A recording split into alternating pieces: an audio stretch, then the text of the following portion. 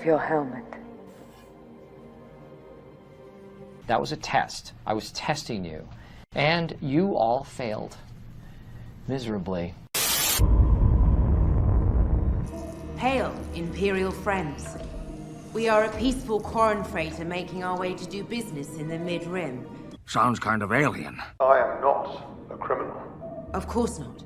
I intended no disrespect. Basic is not my native tongue. I meant to say that we were not aware of the majestic Imperial presence in this sector, and... And why, doesn't your mouth move when you talk? It's a lie. We finally have peace with the Calamari. Why would I jeopardize peace and prosperity? It's a very lifelike prosthetic. Of course not. I intended no disrespect. Well, you blew it. No! I won't go. I won't go. We love each other. Sorry, I gotta bring you back home to your folks. After that, you can do whatever you want. I can't go back to that wretched palace. You have to go with them. No, I love you. I'm sorry, dear. Is your mouth moving? Please go. I can't destroy everything I've built for a childish fling. Is that all this was to you? That's not what I meant. So, now you would be pretending to be John in this play. And how would you know what to say? Well, the words would be in the script. Yeah. But you need to go. We knew fate was not on our side. And you would learn the words. You would not have the script on the night. And that goes for everybody. There will be no scripts on the night. You'll learn the words. Who cares about fate? I love you. And I will always love you. Because if you did have the script, it would break the illusion, and the whole thing is illusion. Do you see? You are not really John. No, I know. You are pretending, and that is acting.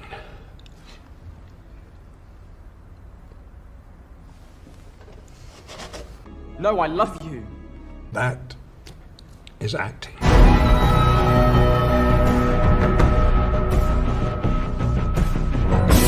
I'll land outside the fleet's perimeter.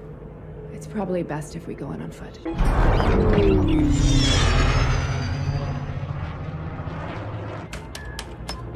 What happened? They've taken control of the ship. You can do that? I guess we're going for a ride. It seems you have been overpowered again.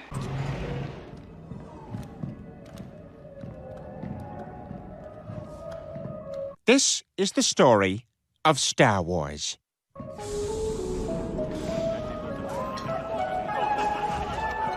Join us! Come! It's a party! What the hell did I just walk in on? Come! Everyone, special guests, Mandalorians. I hope you like secretions. Take a little sip. Come, please. What have you become? You were Imperial? He was.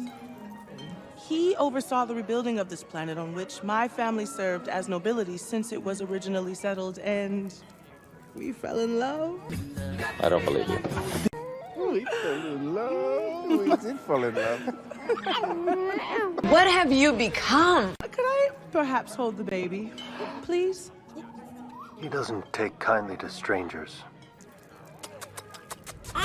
You're so fast. Yes. It was time for our planet to move into a new age. We held direct democratic elections for the first time in our history. The planet's Imperial droids were reprogrammed for peace. I personally oversaw the program. Smoothie cleanser my die. Cleanser my die.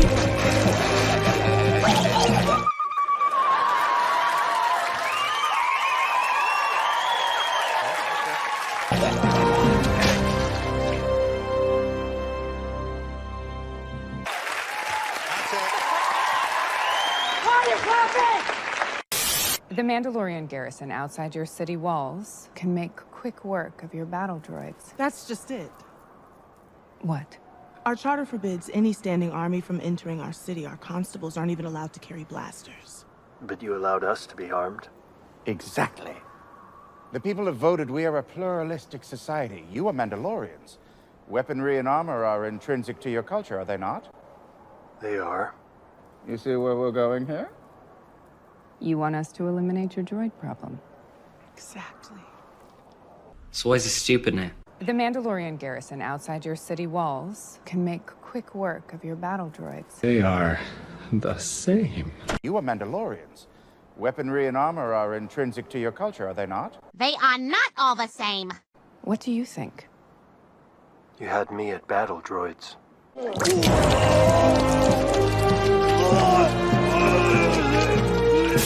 Don't watch this video, I don't want a million views. I've got an ego that is proven impossible to bruise. Don't watch this video, don't you dare like and subscribe. Don't really want to become famous, I'm just dying inside. Don't dare watch this video. Don't give in to that FOMO. My anxiety's crippling and my sanity's slipping. I don't really want my channel to succeed. It's just a reflection of my vanity and corporate greed. Don't like My dad could beat up your dad. Let's have a laugh. in a world of remakes and remasters. Are we playing your Thieves? What was once sacred and cool has now soured and become lame. Gone are the days of pomp and cowabunga. Now is the reign of slurp juice and dabs. Kids these days don't even know how bad they've got it. Now it's up to the best generation to rise to the occasion and make a show that dares to go where a lot of other nerdy shows have already gone quite a bit. That's right. They're going to talk about it a lot.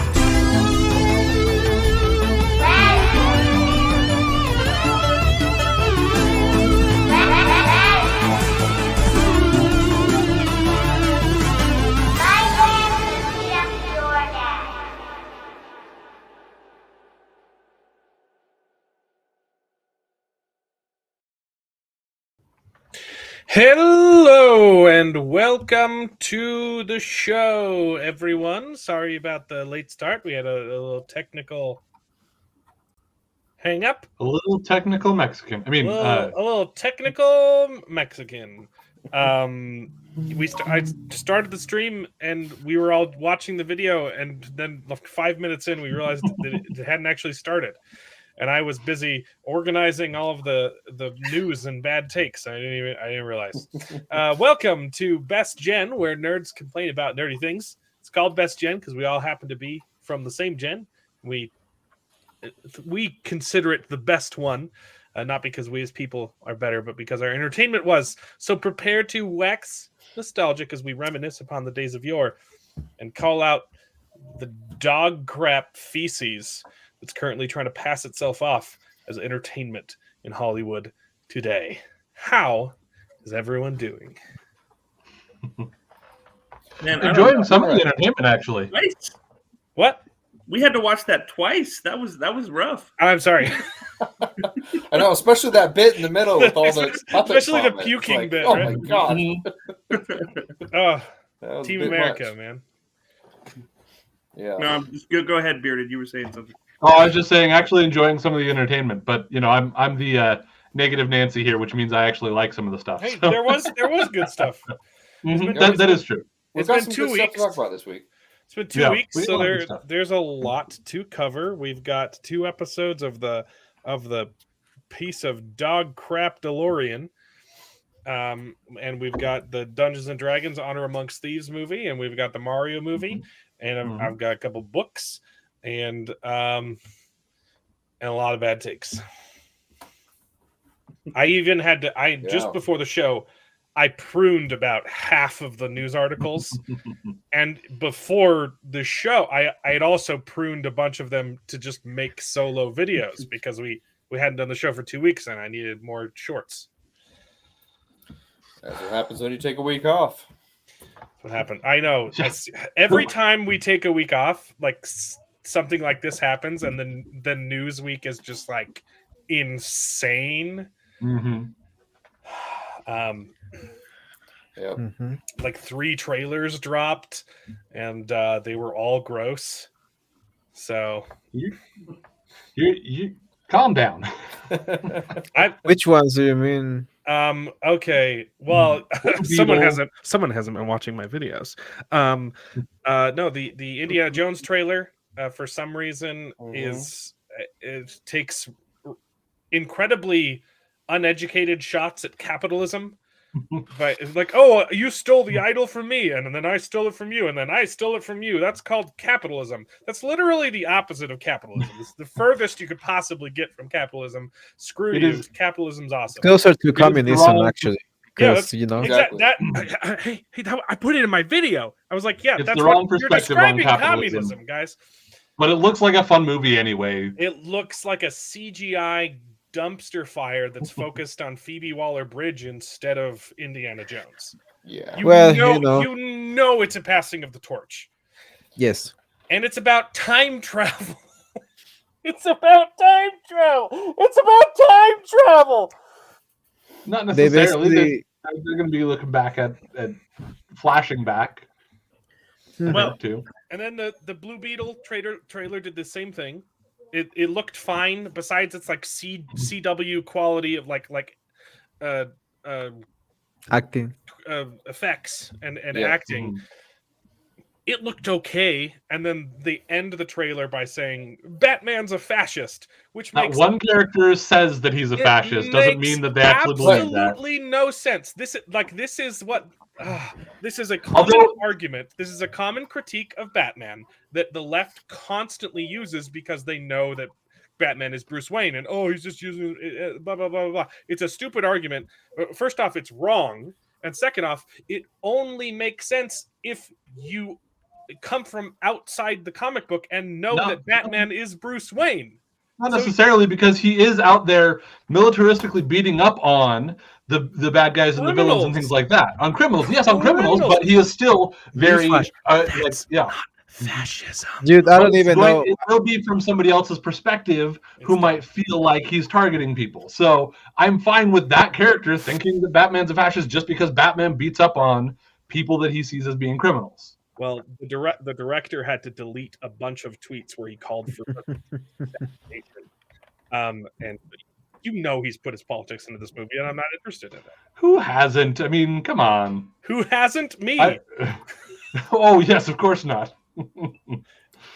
I think you're being a little bit of a snowflake about all of this. I think I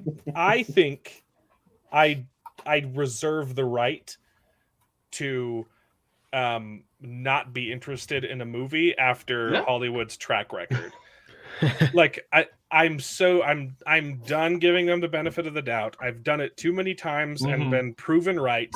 So it's up to You've Hollywood. also been proven wrong at least twice now, just in the recent history with product or things that looked like they were going to go terrible, and then they were like, oh, they're putting their politics in, and then their politics really weren't in there as much as they seemed to think. Two out of a billion times I've been proven wrong. But and that's Hollywood's fault. Talking about The Last of Us? The onus is on them. No, I was wrong about Spider-Man, and I was wrong about House of the Dragon.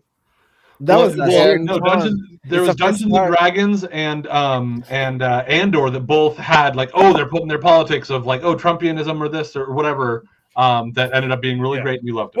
Well, so that's 4. There's 4. Andor played really great. Okay, but Andor doesn't count because they literally came out and said we are putting our politics into Andor. Yeah. So and yet it did not affect it, and you still enjoyed it. I'm sorry that I took that at face value. I'm just saying you still enjoyed it because it was still good. So even when they put their politics in it, it was still good. Yeah. But then to top it all off, Into the Spider-Verse, the sequel, whatever it is, Exit the Spider-Verse, which I was really excited for because I liked the first movie. They sneak into their trailer a absolutely disgusting protect trans kids flag, which I morally cannot support, and my kids will not be watching this movie. Okay. Like that is a line in the sand for me. I do want to talk about that one a little bit. First of all, you're like looking into the background of the smallest little thing in there, and to me, I realize there's a lot of other connotations to that I also have a lot of moral questions and problems with. But there is a big thing about kids just need to be protected and not bullied, and that's why I'm not mad at that. Even though I get where you're coming from, and I have my moral issues with the trans things going on. The problem it still needs to be problem protected. is the phrase. The problem is the phrase trans kids. Kids. I believe that kids should be protected from that. I believe that there are kids who also view themselves as trans and therefore will be saying, I am a trans kid and I need to be protected. So, yeah, even though you don't believe that kids should be, that trans kids exist, I'm not quite sure I follow you on that, but there are kids who view themselves as trans and therefore are going to be bullied because of that status, because of their perspective on that, and therefore should be protected. The child should be protected, but it is a mental illness, and any parent who enables that or encourages that is evil. But define protection. You had a define protection, but I understand what you're saying because you want to be like you want to be both sides of the coin. You don't just that community one side, but. Yeah, I disagree with the message. I really take a big issue with it as well, but I also don't think that that's the sort of thing that can be said. Oh yeah, no, that's not a thing, and we just need to say screw this one movie because there's something in the background there that nobody's ever going to see because somehow that's going to go away by just not watching it. The fact that it's in the background is worse. They're trying to slip these things in to normalize them. They're trying to make it normal, everyday things that you're not going to notice.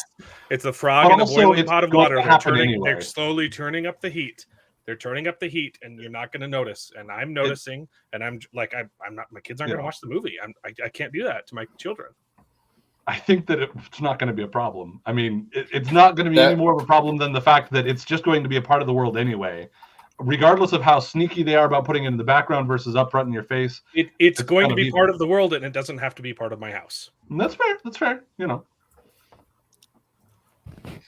Yeah. That very well may be the case, Bearded, that, it's just something that the animators snuck in the background, and it's not going to, influence the film at all. But, until it comes out and we hear reviews on it, I'm not taking my kids to see it either. It doesn't matter what the intention was. It's in there, and it's not. I'm not okay with it. Yeah, I mean, I'm gonna watch it because I need to make a video about it, but I'm not gonna pay for it if you know what I mean. Yeah. I think it's more important that you actually just talk to your kids about what your beliefs are, and then because they're going to be surrounded by this anyway, one way or the other. So you have your conversations with them, and then you can watch the movie, and if they see it, they say like, "Oh, well, that's a thing that people are going to be saying," and we know what our beliefs are and what our stances are, but that's still going to be there, and we don't need to ignore it or pretend like it's not there, or it's still that process because it's there.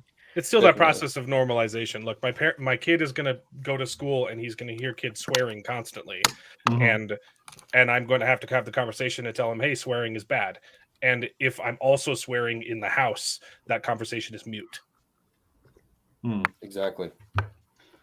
I don't know I didn't really particularly love that take of yours, but that's me. I don't know. I also live in California, and I'm surrounded by a lot of people that feel very passionately about that sort of stuff. So yeah, that was what I know that people have to struggle. I know that there are people that struggle with that reality, that struggle with gender dysphoria, but there is absolutely no denying that it is a mental illness, and you don't solve mental illnesses by placating them. You don't treat someone with multiple personalities or schizophrenia by telling them to listen to the voices. That is not that doesn't help anyone. And this particular demographic has the highest suicide rate of any other demographic. In game, the only other demographic that does come anywhere close is paranoid schizophrenics. Compare it to Jews in Auschwitz. Not even close. In game, it's not even close. And you can't tell me that particular demographic, which I think we've mentioned enough times to not to get demonetized. You cannot tell me that they were treated worse than the Jews. They're widely accepted and lauded by the media. Mm-hmm. So it's not an acceptance issue; it's a mental health issue, and it needs to be addressed properly. Yep. I wish that it would be addressed properly, but that's not happening, and I don't think that the way that it was discussed in the video, I don't think that was particularly helpful to helping the conversation go in the right direction. But yeah, now I'm gonna watch the video. Definitely go watch the video on the channel. Mm-hmm. Yeah. Sorry, I missed. What movie is this? Into the short Spider-Verse. Spider-Man Into the Spider-Verse trailer. I mean, I know it's definitely not going to be as good as the first one. It's not. There's no possible way. The first one was good because the studio didn't care about it, and then it made money, and now they care about it. And I also don't think that's going to change anything. We'll see. Yeah, it's not going to affect the movie, but it's a sign that that there's some kind of people involved in this project, and how they thought and how they think, and they know how their creativity sometimes is. Yep. So we'll see. I want to. Sorry for coming in swinging like that. No. I appreciate the conversation. It's okay to disagree. Mm-hmm. That's fine. I think it actually helps facilitate conversation. It does more to solve the problem than just shutting it down. No, I absolutely agree, and that's actually part of the reason that I wanted to bring it in a little bit why I was ready to bring it in was the hey, it's better to have the conversation, because I think in a conversation like this we have an opportunity to listen to each other and there is it's a little bit more, you can present more of that nuance. There is a lot of nuance that doesn't fit in a 1 minute video. Yeah, that's definitely a thing that I think was difficult about the short itself was there's not a whole lot of nuance that you were able to put in there and able to even put in there, but yeah. So we can't talk about the Mario movie yet because Simply Nerdy Steven from Simply Nerdy wants to join us at 8:30. So we got to talk about something else first. So we can talk The Mandalorian, or we can talk Dungeons and Dragons. I didn't watch either. Well, you can talk The Mandalorian. I've seen things about The Mandalorian. Believe me. Okay. Anyone who can David, you and I ready?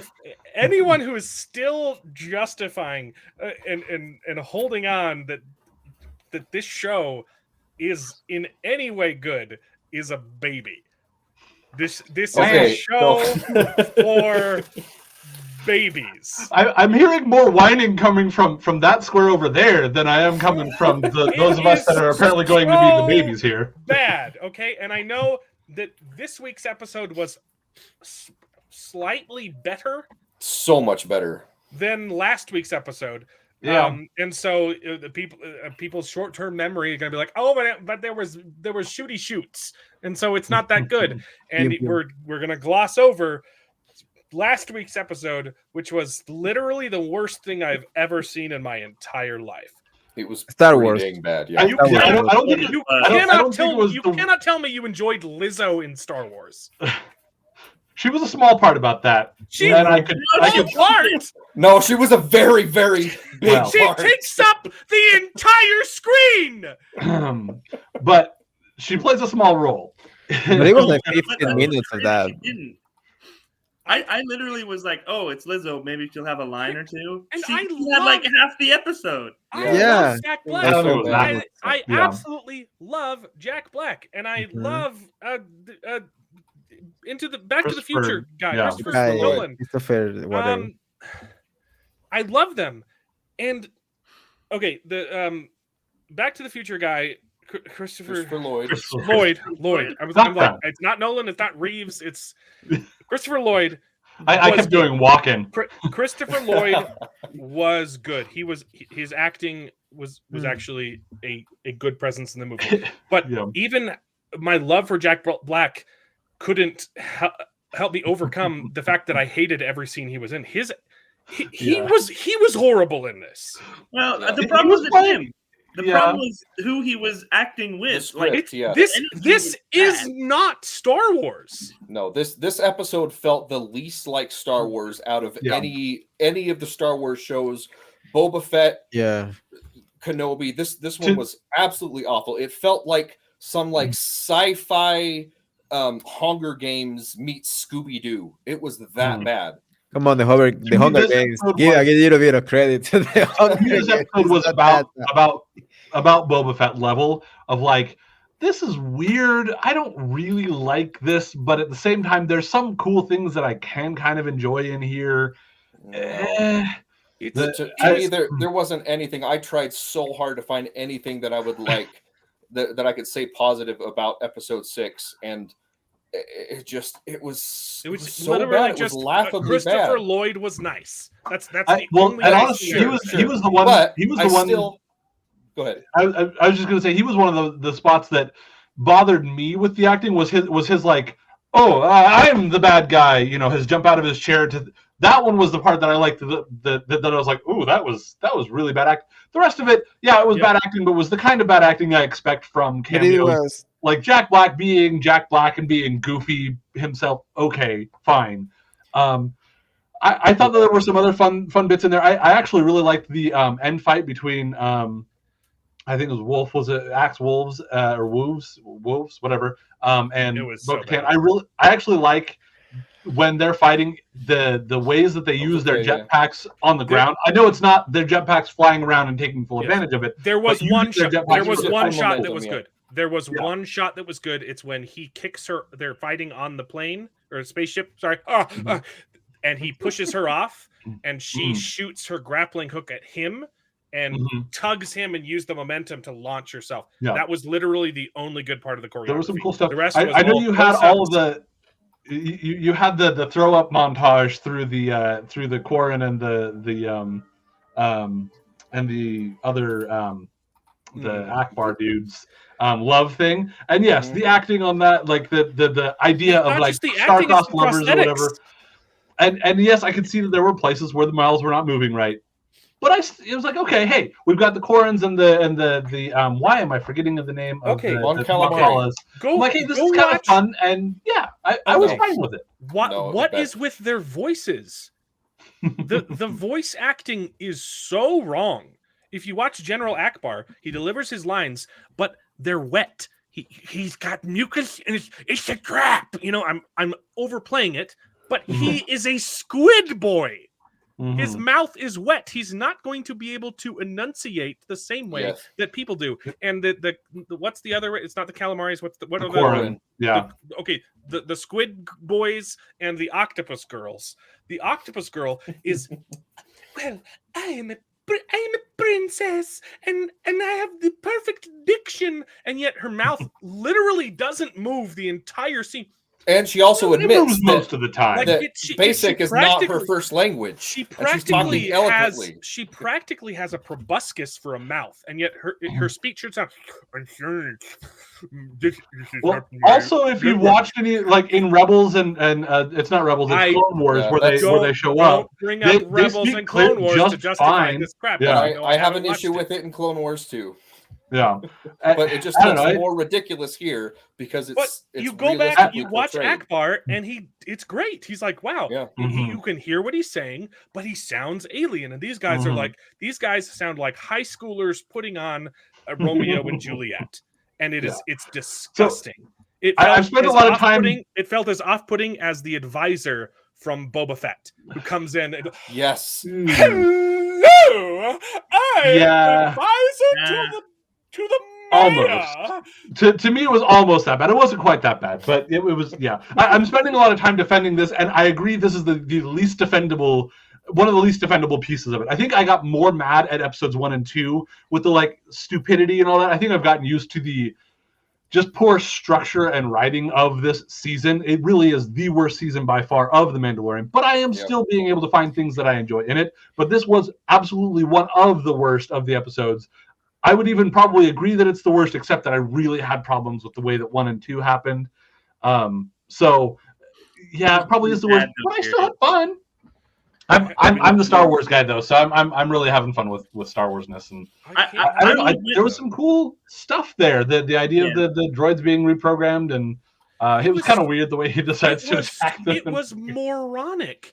That it was written by someone who's like the writers are so bad they don't know how anything works in real life. And we've gone over this time and time again. These people they live in Hollywood and they think that everything gets brought to you by servants. Like it was more what was Christopher Lloyd's plan? Exactly. Like every single piece of evidence pointed directly back to him. What was his goal? More important than his plan. It was so stupid. More important than his plan is what the heck was his motive. Exactly. The only thing we get at the end is, I'm separatist. I'm sorry that I left you down. He was even sympathetic to the rulers. He was like, I was only trying to help. But you're like, but how? None of it makes sense. Yeah, and then trying to throw off the New Republic that he thinks is this awful thing. They're not part of the New Republic. They're already separate. They made a big point of them. They're their own separate government. I don't know. They're their own thing. And another thing that's so ridiculous is like, so we made a law that we don't have any firearms or anything like that. Oh my gosh, we don't have any this guns, episode is so accidentally pro Second Amendment. It's hilarious, and the writers are oblivious to the fact. But not only that, they said we outlawed guns, and now we're screwed. Looks like we need people to come in with guns to help us. Yes, but not only that, they said we have this security problem, and we hired this huge band of Mandalorians for security, but they can't help us with our security problem. So we're going to need you two to help us with our security problem. It's like, what? We can't use them because we can't have an army enter the city. Okay, so have two of them come in. Mm-hmm. And then, but you're Mandalorians. Weapons are part of your religion, so you could come in. You have 100 Mandalorians already! Yeah, it made no sense whatsoever. That is absolutely a problem that has been happening a ton in this season. Is a lot of that like single person just Mm-hmm. delivering lines that stopped and said, "Wait, what?" Yeah. I really feel like Jon Favreau, because Jon Favreau has this either is not lead or co. No. That episode was only Favreau. Filoni is not on the writer of that episode. If you look at that episode 6, it's just Favreau. Episode 5, just Favreau. Episode 4, Favreau and Filoni. Well, and guess who? Vindication, you suckers. Guess who directed the worst episode of The Mandalorian freaking ever? Guess who it is? Guess who the director is, you simps? But was the problem the directing or was it the writing? It was also the directing. Bryce Dallas Howard is a hack. It is peak nepotism. The only reason she has a job is because of her daddy. She does a great job the rest of the time with this awfully written episode. I agree. I agree, bro. The only reason why she got a job in the first place was because of her daddy. But I think the first couple episodes she directed, I thought were really good. This one was the first one that's absolute dog crap. And I still think that 99% of that is the writing, and there's only so much you can do to over direct poor writing. Like the action's all chopped up. There's not a there's no coherency or choreography to any of it. It's just cut. That final fight between Axe Wolves and Bo was all right. I completely disagree. No, I thought that was okay. They did use there was another move in there you're talking about. They used the jetpacks for momentum to like knee him in the face or something. They do it in episode 7 too, once or twice. Or maybe that was 7. They do it in both. Don't get me started on jetpacks in episode 7. Don't even. You don't want to bring that. I will also say, if we want to move into episode 7, IG-12. I mean, oddly enough, as dumb as it is, I'm still happier with it than if they actually brought back IG-11 because that one has the Force. Why does he need a robot shell? Yeah, I thought faster. I guess I don't know. I don't understand any of this. It's so stupid. It's monumentally dumb. When we finished episode 2 and we'd gone through episode 1 where it's like we need IG-11 back for some reason. It was just the dumbest thing in the world. And then in episode 2, we just decide we don't need him after all, and how stupid and ridiculous that whole thing was to even pretend like we needed him to then just throw that away without it. I knew we were going to come back to him, and I was afraid we were going to come back to trying to recreate IG-11 because he went to find a new memory core or something like that. It was worse. And so I look at this and I'm like, okay, you know what? This is dumb, but it's better than if they had said somehow we did find the memory core, that's a new memory core, but somehow it's able to make IG-11 again, even though you shouldn't have been able to do that in the first. Okay. It's just this dumb shell that he can use, and cool, you've got a shiny new toy you can sell, which is Grogu inside an IG-11. But tell me, functionally, what is the difference? What is the difference? Functionally, storytelling-wise, what the hell is the difference between his robot shell and his hover crib? They literally do the same thing. IG-11 could say no. That was the only reason why. Yes. That was the sole purpose. And he has like arms that he can now use to like push people apart. He has the force. He has the force, Jared. He can push people apart with the force. Yes, but no, you can't do that. Just like you can't pinch those two tubes on the side of Cad Bane's neck. That's not a thing. You can only pinch one tube in the middle of the neck, not two tubes on the side of the neck. You can't push people apart. You can only pull people to you or away from you. I don't know. I agree. I'm not saying it's the best thing or it's the most amazing thing. But weirdly enough, after it happened, I was like, I hate this a lot less than I thought I was going to hate what they brought back IG-11 for. So I'm down for it. Yeah, I had kind of had the same mentality about it. Like, I hate that they reunited Din and Grogu early. This, not even in this season, in a different show entirely. In Boba Fett, right? But I'm saying if they're gonna do that, you can't have him just be babysat every single time they need to go on another adventure, or have him hovering along and then occasionally go hang out with Lizzo every episode or something. Yeah. What has Grogu added to the plot? Nothing. I'm not going to argue there. You're absolutely right. That was 100% studio interference in getting. No. I don't believe it. You are a big stupid. Because I know the Guess interview what? you're talking about, and I don't buy it. I don't buy it. Ellie, you've activated my trap card. I figured I might.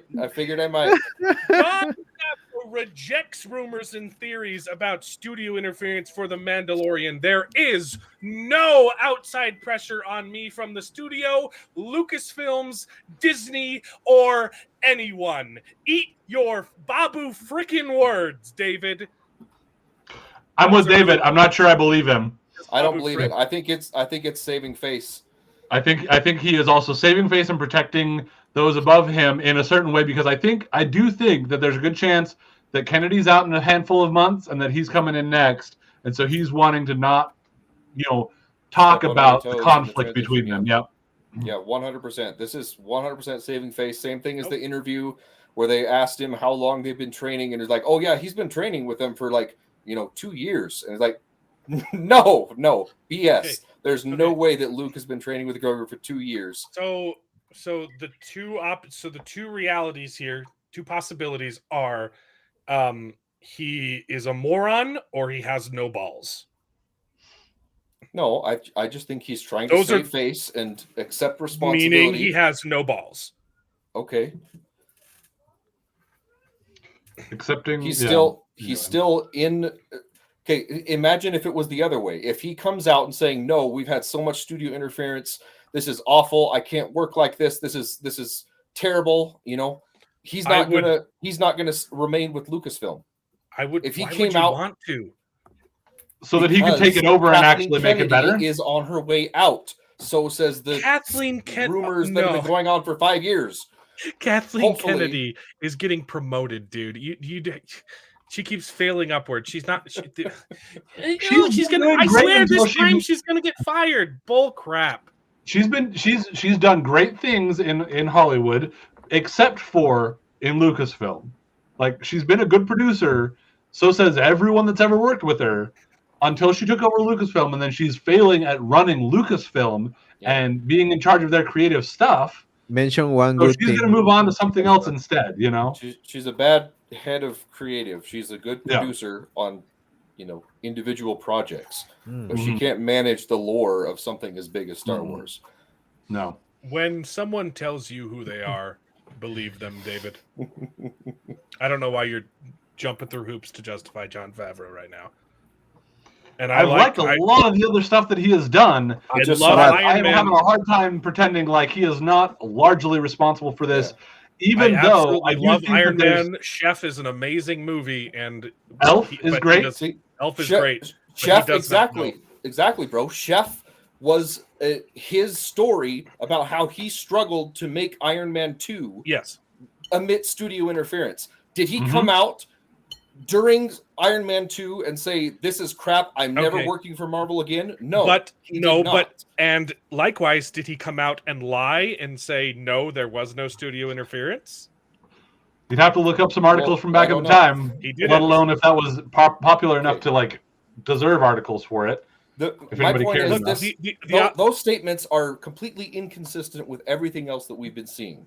I don't understand how that could possibly be true. Yeah, but David, look at the rest of the story. Take Grogu out of it, because even though Grogu is here, okay, even though we disagree with the decision to bring him back, he still hasn't changed the story at all. And my problem is with the story, not with Grogu's presence. As stupid as his presence is, the story itself is still bad, and he has not changed that story. The problem is not Kathleen Kennedy, David. Yeah, but amidst that, though, I think... I mean, she is a problem. Different reasons. Yeah, I stop defending her. No, I agree with you. Don't clip that. Don't clip that, okay? I think the issues are... And I understand what you're saying. I don't think they've done well with the story so far. Here's an example. But I think they struggle. They make asinine decisions in the newest episode. They can't even fix just like basic problems. They're sailing a ship, and you see a guy in the crow's nest say, "Hey, look at that thing way in the distance. It's clearly a monster that's moving." Do we turn? No. We drive straight for it.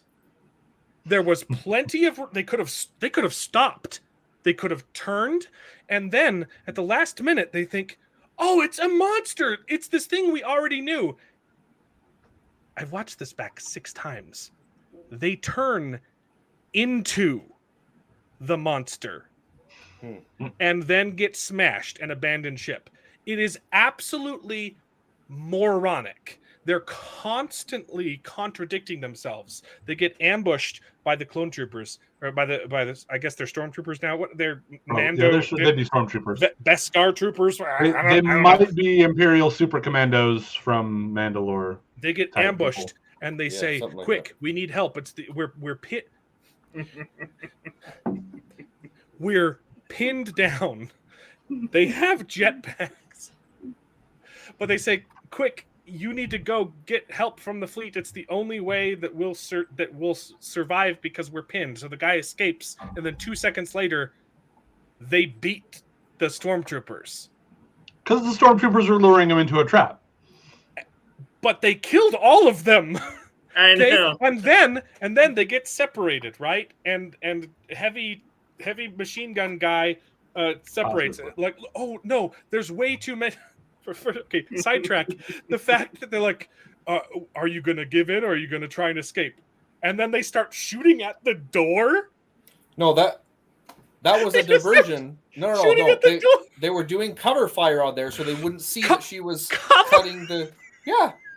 They shoot the door. Okay, yeah. And then they get separated. They were covering it with blaster fire, so they wouldn't see that Bo-Katan was carving the way out. There's too many people. There's no way we could possibly fight them all. And then they all leave except for one guy who proceeds to kill everyone. All of them. Yeah, and then more people have to show. If they just stood their ground, they would have won. It's so stupid, David, and that you cannot tell me that that's Kathleen Kennedy. That's the basic. So here's where I'll give David some interesting some points to this idea of, I think that the studio interference has caused them to have to like drastically shift. Oh dang, we're bringing back Grogu over here, but I really wanted to tell this story, but now I'm going to have to shove all these other extra things in here or take out things that I would have spent time developing in this season. And so now we're ending up with the story itself has been kind of torn apart because of other studio ideas, and they didn't have the time to go in and actually make it a better story because of the way that the studio interfered with the overall aspects of it. So in for example, say that those 2 episodes of Mandalorian that were in Book of Boba Fett, if those had been in this season instead, if that storyline had been in this season instead, 2, maybe even 3 episodes of Grogu training with Luke and some interesting stuff going on there and figuring those things out, they wouldn't have had to like fill in and have an episode like an episode 6 that's just kind of weird and out there, but it almost connects to things because they're trying to get the other Mandalorians, but they'd have been able to do that in a cleaner, easier way rather than trying to put it into a part of an episode that also had all these weird cameos and this weird other separatist, droid story thing going on here. So that's why I still think this does trace back to Kathleen Kennedy, even though Kathleen Kennedy didn't tell him, let's make sure that the Mandalorians are feeling overwhelmed, but then they win after they all retreat. That isn't her, you're right. Yeah, but I don't think that he has had a chance to actually readjust his story since the interference. Here's what I gotta say. So I think the problem is that sometimes good writers can write bad stories. The thing is, this could just be Jon Favreau's just really bad flop. He just doesn't know how to pull it all together on this one. And I think, unfortunately, that may be the case because this is. There's so many times where literally I'm watching it with my wife, and I'll just look over and be like, I don't even know what I'm supposed to think right now. Like, what am I supposed to be thinking? It's so because bad. the same thing. Tex-Mex was like. Because literally, here's the thing, right? It's embarrassing. I'm not leaving you. Right? I can't abandon you. I've got to save you. So she cuts. So instead of cutting another hole in the other door to let him come out, and then they try to fight him that way, and he won has to the kill fight. everybody and die all by himself. There was a break. He doesn't even stay and watch. He doesn't There stay was and a watch. break in the fighting before more people had to show up. He could have easily escaped. There's so many times like that where I'm like, this writing just doesn't make sense. So somebody's got to be. I mean, whether it's the studio or whether it's just John's Bad Day, The Office, or whatever. Yeah, this is something that they're not capable of writing a well thought out story because either the team is clashing or the vision is unclear or whatever. But it's just weird. Just even whether or not basic stuff like at the opening scene is a lesbian lady, spy chick, just walks into an alleyway and and has this conversation with him in the street. No, in the alleyway where she can't be seen. Like, are you retarded? Like, she even looks over her shoulder and sees a guy walking past and has no problem just having this conversation in the open air, granted in an alleyway where she could easily be being spied on. She's supposed to be a spy. But they're so lazy. I get that people can occasionally write a flop, but this is just basic stuff that's just riddled with holes. It's embarrassing. I do agree with you, but I do think that this comes down to just not being able to figure out how to put this piece with the other pieces that they want to have going on. And they're just flubbing it. You're right. They are flubbing it. And I do have to say, this is, I think, way more Jon Favreau than Dave Filoni, because I think Dave has been off doing Ahsoka. I think Dave is off doing his own thing, and he's involved a little bit. I think that the looks bad references to things that I am enjoying, even if you may or may not, are coming from his ideas, but then they're not able to pull them in. This is a side note, but why does every character in Ahsoka look like a lesbian Twitch streamer. There are no normal people in Star Wars anymore. Well, it's Star Wars. They all have bright blue or purple hair. Yeah, and that's not unusual. Orange lightsabers for some reason. Star Wars was a bunch of aliens and some extras that were supposed to be good looking or decent looking because there were extras in a movie, you know. That They character will go for look for attractive people, I guess. That one character was created for Galaxy's Edge. Which one? The blue hair, orange jacket. Ridiculous looking. No, character. she's in Rebels, bro. She's in Rebel? Yeah, but they create yes. She's a main character in Rebels. Yes, created for Galaxy's Edge, yes. No. The Rebels was well before that. Which one are you? You're not talking about Sabine, are you? You're not talking about the I think you're talking about Sabine. He is. No, I don't think he is. You're talking about the Sith, orange Sith lady? No. Hera? The Twilight? She's one of the rebels. Her like orange jacket and like purple hair. Yeah, Sabine. No, that's okay. Yeah, that's Sabine. Yes, they created the main her character in Rebels. Yes, and when they created her in Rebels, it was to have a new character in Galaxy's Edge. No. I don't think she's even shown up in Galaxy's Edge. That's a completely separate thing. They made Galaxy's Edge is supposed to be set during. Galaxy's Edge is like the theme park is existing in the episode 9 time period, and this is way before that. This is 30-40 years before that. Yeah, you're getting that confused. There was a novel that they wrote to tie into Galaxy's Edge, and there was an original character that they wrote for that shows up in Galaxy's Edge, but it's not this Sabine character that you're talking about in Ahsoka. It's still stupid. Whatever. I don't know. I think it looks fine. Okay, if they look identical. I think Ahsoka looks great. I think Ahsoka looks like a lot of fun. Vi Mordai, I guess. But it looks exactly the same. What's the name again? Vi Mordai. She looks ridiculous. Oh, she's black though, so that's a little bit different. But they look exactly the same. Oh, her, yeah, probably. Yeah. Yeah, I know nothing about. Apparently, Mark Clark. There's 2 orange jacket, blue hair ladies. The other one that we thought you were talking about doesn't really have an orange jacket. That's why I was like, orange jacket. She's I think got an orange under something or other, but she has bright hair and whatever. She's a Mandalorian actually.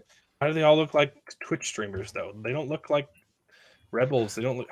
Why did all the people in the original Star Wars look like they were in a 70s rock band? Because it was made in the 70s, and Twitch streamers are big popular looking things these days for a lot of people. Maybe not you, but for a lot of people. So it was better.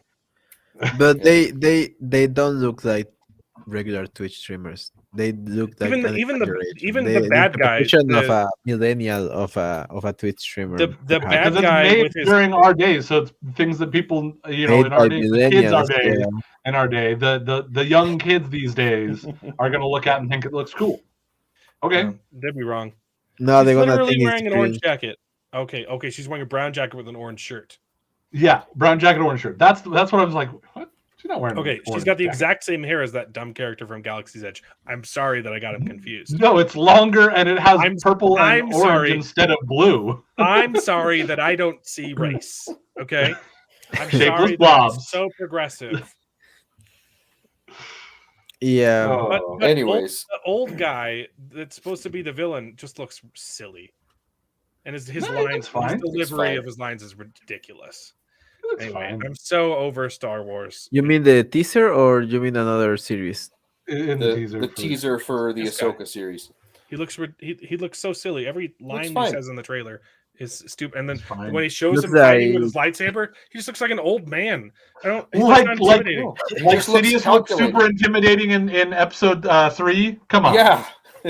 or even Darth Vader in episode 4. Mm-hmm. Like that, go back and watch. Or like Kit Fisto in episode 3 or episode 2 even. Like, he looks like a character from. Hey, citing more bad examples doesn't make it good. Yeah, but I'm just saying it's not like it's anything new, 4, bro.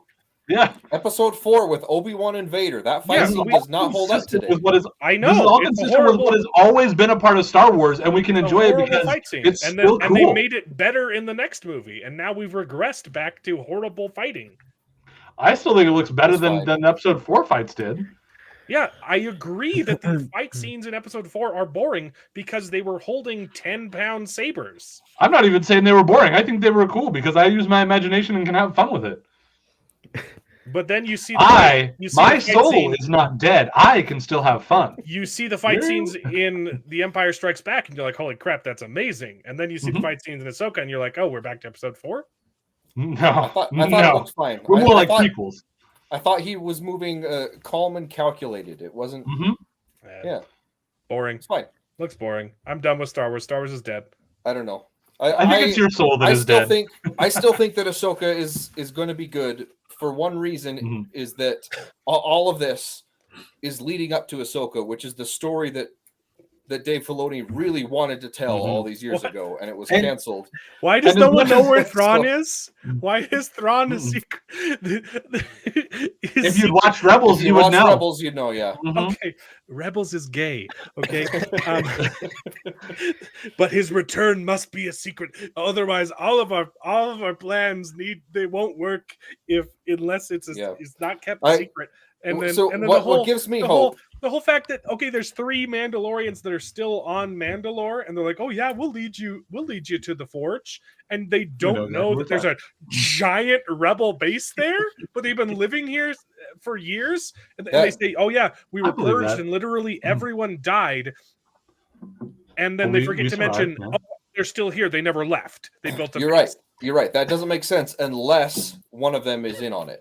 Sure. Or all of them are on it. But yeah, it's a little bit silly that they've been on It's probably Skinny Pete. They're a small group that has no connection to the outside and is just floating around with bare minimum stuff going on over this entire planet. The fact that maybe they have missed another group of people on this entire planet that is trying to hide from them. I don't know how they survived that long. I don't know how they survived that long when apparently every time they see a giant monster emerging from the depths, they sail straight for them. Because they're Mandalorians and they gotta fight. Like these were the guys that have been surviving on this planet for years. Yeah, little did you know they were actually first scene that they're in. Little did you know they were actually 10 times this many, but they keep steering into these monsters. Also, what's funny, we're down to these 10 people. What's funny is that like their trip to the Forge is interrupted by crashing, and then they run into a cave, and they're like, "Oh, but the next scene is them. They're there." You're like, I don't know. Oh, I hated it. Where were they? They get to the Forge. There are when they crash the ship. They crash exactly where they need to be, is what he's saying. It's stupid. I don't think that was the Forge. They just got sidelined into these caves, and that's where the Imperials were. They literally say, "What's that?" This is the it's Forge. Not that far. Okay, they did say it's not. Yeah, it's just over there, but we have to go underneath now or whatever. Yeah, something like that. Yeah. Oh, it's just silly. It's so silly. I don't know. My wife got mad at me for being too negative about the series, and so I usually would watch it once by myself and once with her. And now I don't get to watch it with her because she says I'm too negative about it. And here I am defending it. So you're negative about the show, really? And then like the whole thing, like like Bo-Katan, like apparently already tried to send her group of Mandalorians to Mandalore, and they were decimated because she didn't have the Darksaber. Like I don't. In like episode 2 when he goes and meets with her, it's like, "Hey, you're not going to try and take Mandalore anymore?" And she's like, "Oh, when I return." Oh, no, they just ditched her. They just ditched her because she didn't keep the saber. Then why did she use why did she use the word decimated? I don't know what you're talking about. She said when I returned without the I returned without the Darksaber, my army was decimated. No, they said they left her. She didn't say decimated. It's literally in the previously on for this episode. So even if she did say decimated, I think it means that they just left her decimated. Like her forces, my forces that I have are gone. They've left me. I no longer have an army. It's not what the word means. Well, it also only means you only lose 1/10. So not not the way that we commonly use it, which means my forces were just diminished completely. Yeah. Yeah, but 1/10 in a battle is enough to lose the battle. That's why. Okay. Yeah, but still. Anyway, The Mandalorian is retarded, and I hate it.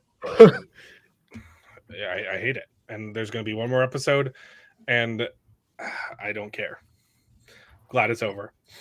David and I will have fun with it. Yeah. Let's talk about in spite of everything. I still enjoyed this episode. Last week's episode was absolute garbage. I like this episode. One other thing I do. Okay, go ahead. You first. I was going to say the one other thing that I'll complain about is the handing off the saber in episode 6. Exactly. Yeah.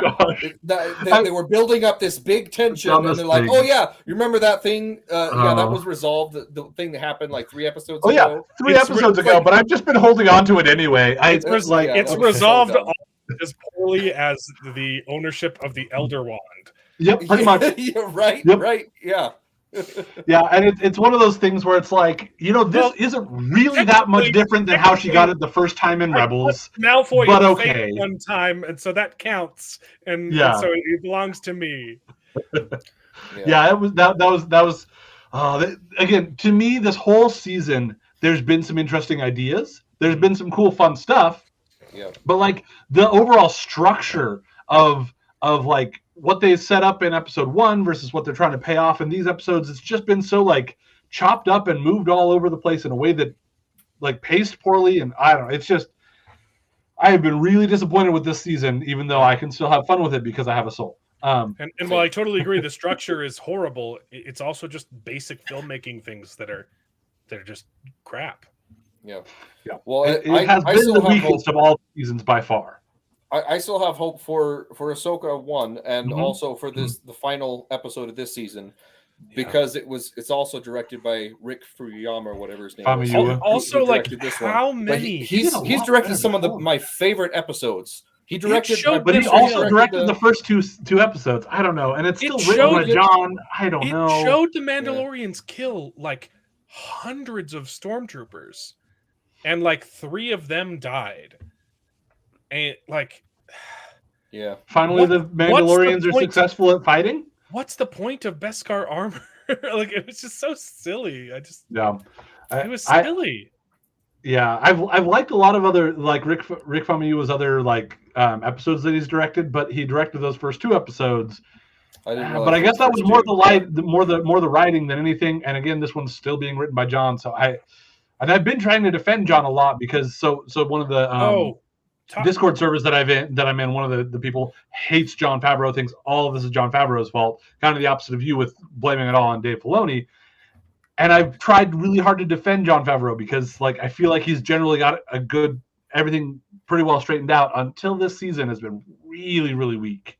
Yeah. Oh, so, I hated that they're like, and I called it. This is the whole series is literally just justification for somehow Palpatine returned. And they're bringing in Hux's dad, I guess. I'm pretty sure. Yeah. And then even like the explanations of the villain's plans, like they don't make any sense. They're like, oh, that the Mandalorians are going to retake Mandalore, and that's horrible for our plans because like there's probably a reveal there. Yeah, that one base is there. There's probably some other pieces that are really important. Probably a lot of it having to do with Beskar. They're saying a lot of things and not justifying or explaining any of it or explaining why it's important. And then Moff Gideon monologuing for like 3 minutes at the end, which was so stupid. And then that line was so cringy where he's like, "You've perfected the Beskar armor, but the one thing that you were missing was me in it. Like my body is the perfect." Specimen, like specimen to be placed inside your precious Beskar. I was like, what? This guy was intimidating in the first 2 seasons, and now he's just a joke. I think the actor still pulls it off really well, but I agree that I love the actor. I absolutely love Carly Field. And all I'm saying is I think that he still pulled it off, so he still presented intimidation, even though the writing of it was not particularly intimidating. And I did like the bit before that he's, taken, the best aspects of all these different cultures. Oh, that was so cringy. No, that was fine. The delivery was so bad. Concept. Yeah. What did he take? But I will say the last like 3 episodes I've been waiting. Like I legitimately every time the title card shows up, I've been waiting for it to transition to the Mandalorians or the Womandalorian. No, I mean, yeah, maybe sure, but like they've had a couple episodes that have been a lot less bin focused. But they're bringing it back a little bit. But I'm like, hey, it's the Mandalorian. Also, it doesn't say Din Djarin, it says Mandalorian. Djarin. Take him it wasn't take him to the interrogation room. It was take him to the explanation room. What was it called? I didn't catch it. Oh, yeah, it's a synonym for explanation. Like it was the debriefing room or something. Parameters for a mission. Exposition room? No. Oh, debrief. It was a debrief. Take him to the debriefing room. Yeah. Well, so that they can tell him the plan or something. I don't know. Yeah. Why would he be important? Why would he be important? Just kill him. I don't. Yeah. He's the one that took the Darksaber from him? I don't know. Yeah. I want to talk about fun things. We've been talking about fun things. No, this just makes me sad. I want to talk about Mario, but we got to wait for Steven to get here. So let's talk about news. Steven. We haven't talked about the Harry Potter. Harry Potter's getting a TV show. Yeah, that's super surprising and interesting news. I know. Yeah. Mixed bag. I love Twitter. Has been so fun these last 2 weeks, guys. Okay. It's been so There's fun. a reason I don't have Twitter. Yep. Oh man, it's been so much fun to just see just the meltdowns. Like how we like because they're coming off of like the failure of failing to boycott Hogwarts Legacy, which was just a massive failure. Like they really thought that they were going to make a difference, and it's one of the best-selling games of all time. Like so they're coming off of that loss, and then we're getting a TV show for the next 10 years. They hope. This is going to be, whether it's good or not, at least the first episode, this is literally going to be the biggest TV show of all time. The episode 1 will probably get twice the viewership of Rings of Power episode 1. Why are you using that as the metric? That's not even a metric to. No, it's going to get twice of 2. A lot of people watched the first episode did get a lot of views because everyone was curious, and they're like, "Oh, yeah, no, we're good." No, you're absolutely right. This is going like Lord of the Rings. That's like even our if it generation's book, but Harry Potter. That's like Harry Potter, that's the new generation's. That's our generation of beyond because I grew up with the Harry Potter books for sure. This is my generation. This is compounded generations of people. Like you have kids you've had parents who've read these books to their kids who have consequentially read this books to their kids. You have like 3 generations of people who like the Harry Potter books. I'd even argue, pushing into a 4th. I think you're getting close to pushing into a 4th on it already. No, okay. So I was the same age as Harry Potter growing up. Same. And I have a 7-year-old kid. So but I think that there are some kids that would have been older than you that were getting into it, that their kids may be getting ready to have kids. I think that's what I'm pushing towards. My 2-year-old asks to Harry Harry Pop. Like she doesn't know what's going on, but she enjoys the movies. Okay, so the mixed bag is, on paper, this could be great because the movies kind of suck. Casting is phenomenal. Okay, but they're so incredibly inconsistent. Like there are wonderful aspects of the movies, but very frequently they fall very short. Like they take the finale out of the 7th book. Like they why would you? The whole point was or maybe it's the 6th. I might be mixing them up. The whole point was like Dumbledore's army, and then you take out their big fight at the end, and so like.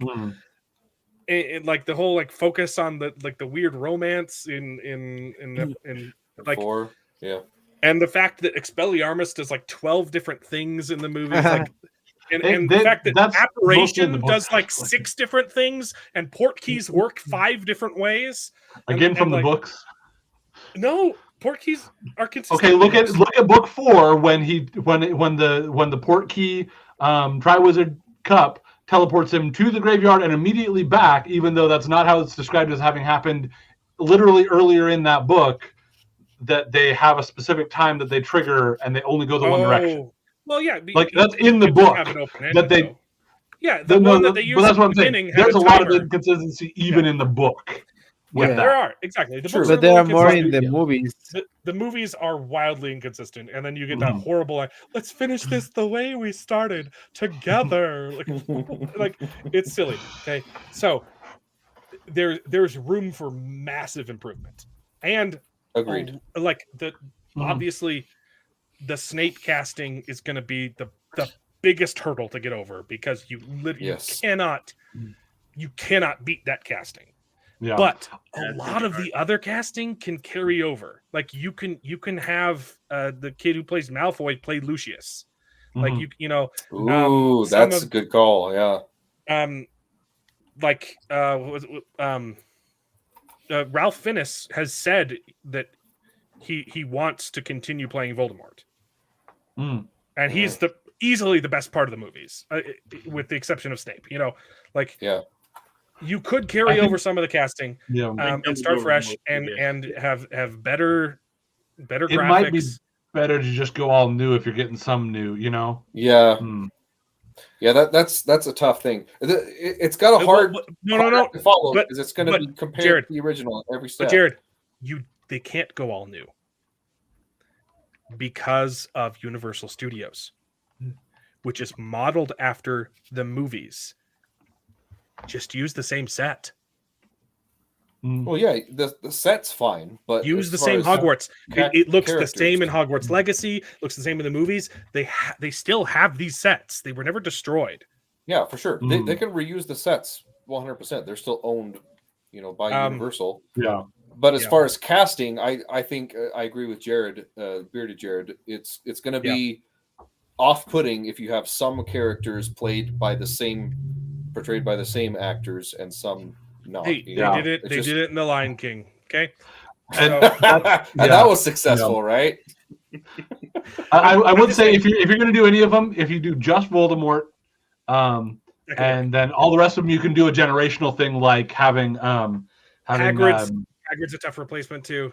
Yeah, and honestly, you're gonna want a really solid casting for some of them, for like Dumbledore and McGonagall too, because those parts they did really well, especially McGonagall. She did really well. Yeah. Dumbledore, you could play around with. I think you can make cases for all of them that it's going to be tough to replace them, but I just point to there's different adaptations of say Sherlock Holmes. Right. I liked the ones with Robbie Downer Jr. And then when I first saw the ones with Benedict Cumberbatch, I'm like, oh, this is different. So good. And I just absolutely freaking fell in love with Benedict Cumberbatch. Yeah. Counterpoint to the you have to recast everyone. I would present as an offering the Jack Ryan movies. Which some of them were played by Harrison Ford. Some of them were played right. Guy who killed a guy on Rust. What's his name? Alec Baldwin. Alec Baldwin. He was frequently recast, and yet in a lot of those movies, his boss is the same guy. And there are a lot of carryover characters. Yeah. The problem with a lot of those movies is until I was in my 20s, I had no idea that they were the same character. Well, David, that's just because you're an idiot. So, well, you've also got James Bond. They play around a little bit with that. Sometimes they'll keep some of the other ones, but I think also you can look to that, like David was saying, in terms of you recast the whole group and it's fine, and it's just different iterations and it shifts things a little bit. They have options, okay? Yeah. They have options. It's gonna be weird at first, no matter what. But I think if they do good casting and they put a good amount of budget on here, work on it really good, I think they have some potential to just sweep the rug and just my one reservation is that prior to the left turning on J.K. Rowling, she was already kind of retroactively messing with her books, like she's even continued to do it since then. Hey, Dumbledore's gay now. Hey, Hermione's black now. Hey, for some reason, wizards used to magic away their poops, right? And like apparently it's Voldemort without the T, even though the T is not pronounced. Like, so she was constantly pronouncing it wrong the whole time. But why I really hope that they don't that she doesn't stick in that you have to pronounce it Voldemort in the TV series, because that's going to really that one thing could throw everything else off. That's Ong versus Aang. Yeah, I was about to say the same thing. Yeah, it's pronounced Ong. I don't care how it was supposed to be pronounced. It's Voldemort now. Like and you can't go back on that, especially when you did have so much creative input on the original movies. Tom Riddle and the T's pronounced there. But also you had so much creative input in the first one, in the original movies. Why did you, if that was a thing the whole time, why did you not tell them to start pronouncing it quote unquote right back then? Like, come on, you're just making 100%. I mean, you're making the whole thing up. You did make the whole thing up, but so there is potential for some bad things to seep into the TV show, even though she has full creative control. She's not the showrunner, but everything it's just like still has to go through her, just like the theme parks. Literally every decision has to be run by her first, because she like Brandon Sanderson are the only two authors in existence who've ever been in this position of just been smart enough to hold on to creative control. Yeah. My only other issue with that though is this is my problem. Exist in the books and the TV series and the movies. Right. The last 2 books and the last 3 movies. Oh yeah, right? Retroactively I don't set up the Deathly Hallows and the Horcruxes better. And they could just really came fix up. A lot of that. If they played more and dropped little hints about the Horcruxes and the Deathly Hallows the whole time, instead of just popping up. And then they don't end up doing anything with the Deathly Hallows anyways. In the last books, yeah, exactly. So I will also say if they did more breadcrumbs throughout the entire season, that would be have an opportunity to make it even better than the books. Exactly. And you can play around with all those other things that even from the books perspective that they bring up in one book and then forget about the rest of the time.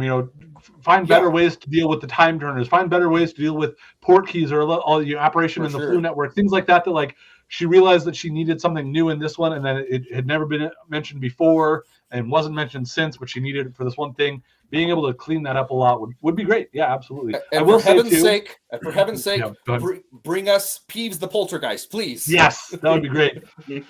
I will also say too, and make Expelliarmus just do one thing. Yeah, the books play around with that too. It does the one thing, but at the same time, it's always the thing that he's casting. The go-to spell when the only time in the books that Expelliarmus does something other than flip the wand out of the person's hand is the one scene in book 3, and that's because Snape, Harry, and the teacher all cast it at the same time, and so it knocks them out. Yeah, because the spells hit each other, it knocks Snape back. And that's literally the only time in the book that Expelliarmus is. I'm pretty sure in the books he also is using Expelliarmus in the graveyard and things like that. So what are examples of what it does something other than disarming in the movies? In the movies, sometimes it flips the wand out of their hand. Sometimes it makes people fly through the air and get knocked around. And sometimes it just does random things. And you also have apparating, which. The Death Eaters can somehow, for some reason, just fly around like little smoke people. And I think that's not supposed to be apparating. I think that's supposed to be something else. They use it. Oh, it's just silly. There's so many weird choices. I think the one thing that's going to be hard to replace too is John Williams' soundtrack. Just use it. Well, who gives a crap? Just use it. They can use it for sure. And also, he came up with the theme, but they didn't use it the rest. He didn't. Still Warner Brothers involved moving forward. This isn't a change in production companies. There's no reason that they couldn't use his music. Yeah. No, you're absolutely right. Yeah, they don't. The other thing that I will say too is, as interested as I'm excited. They used it in the teaser. For the announcement, they used John Williams. Oh, did they? Yeah. Which makes sense. Yeah, that doesn't mean that they're going to use it moving forward into the actual product, but yeah, I agree that they totally should.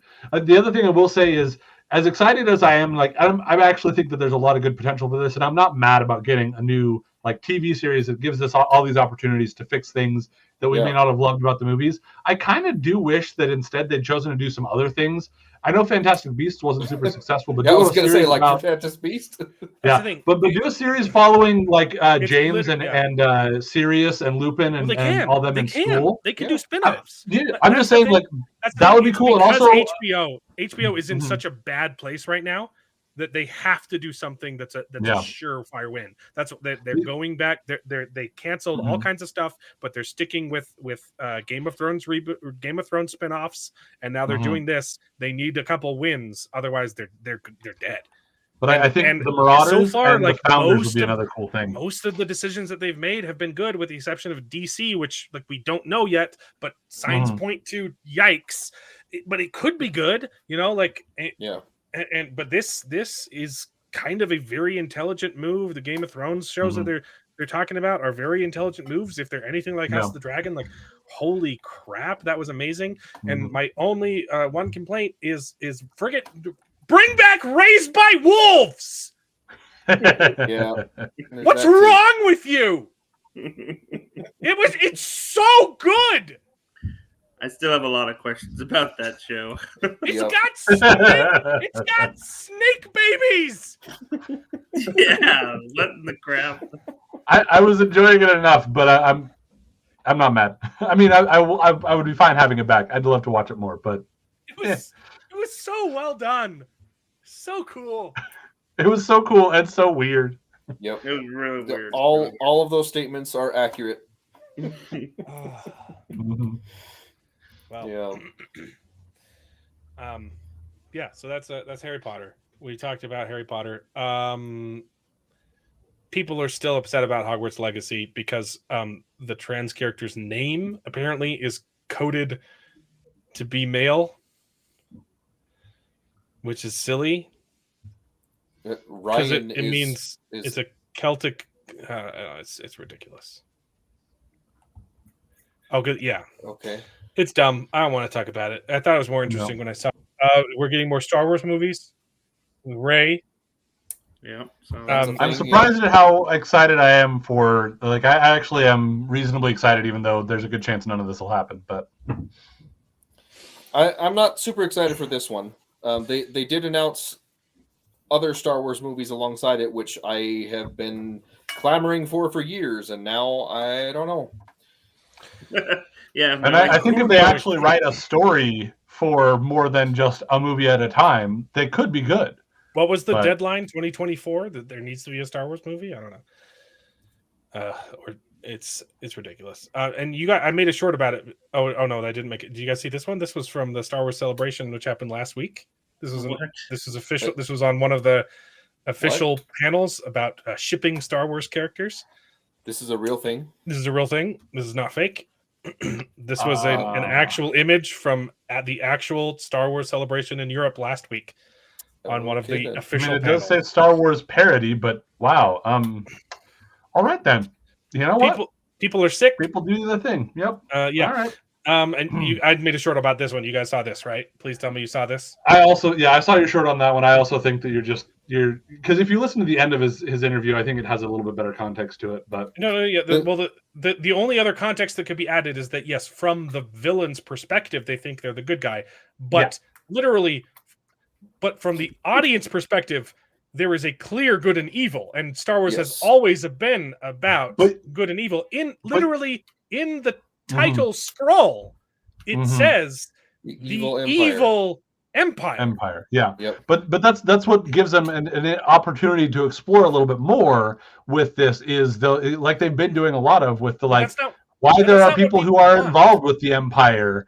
Yes and no. I think because you look at Thanos in Infinity War, like yes, he was evil, but you can explore his reasonings and understand where he's coming from. And people loved that, and so I think that's what he's trying to tap into with this. You also agree that the reason Star Wars has fallen from grace is because they've deviated from what made Star Wars great, which was just good and evil storytelling, good stuff, and now they're focusing on but everything's nuanced, everything's gray. Maybe Hitler wasn't such a bad guy after all. I don't think that's where their problem came in. I don't think that their lack of their desire to explore the gray aspects of thing is what has caused it to go poor. I think there's been a lot of other things that have in the caused comments it to of my go short. poor. People were saying, yeah, from the Emperor's perspective, he thought he was a really good guy. I'm like, yeah, so did Hitler, but we know that he was bad. Mm-hmm. Yeah. But you're absolutely right. His statement here says the thing that I like about Star Wars is that there is no good and evil, and it's like, wait, no. Again, I just don't think he had it particularly well refined. But yeah, because as he goes on, he then says like, yeah, literally there is these evil things, but there are so many people defending what he's saying, and it's silly. Yeah, I don't know. I also heard no one else talking about this, so yeah. This is the show that I was never really excited about, the Acolyte one, because it's being written by, right? Yeah, everyone that's involved with it is I could care less about. The showrunner is Harvey Weinstein's personal assistant, the one who who chose the girls for him. Oh boy! Oh yeah, I was not aware of that. Yep, she wrote a play about it. Fun times. Yep. Anyway, there's more stuff. Apparently, lawmakers have decided that they want the Department of Justice to investigate Warner Brothers because of all of the shows they canceled. They want to because people are citing damage because Batgirl was canceled. It harmed workers to cancel the bad project. This is legitimately happening. Oh gosh. I could even understand. Yeah, there might have been some workers that lost jobs, but that's compared to anything else going on. Name any other business. Yeah. If you do a bad job, you get fired. I'm sorry. I'm not sorry.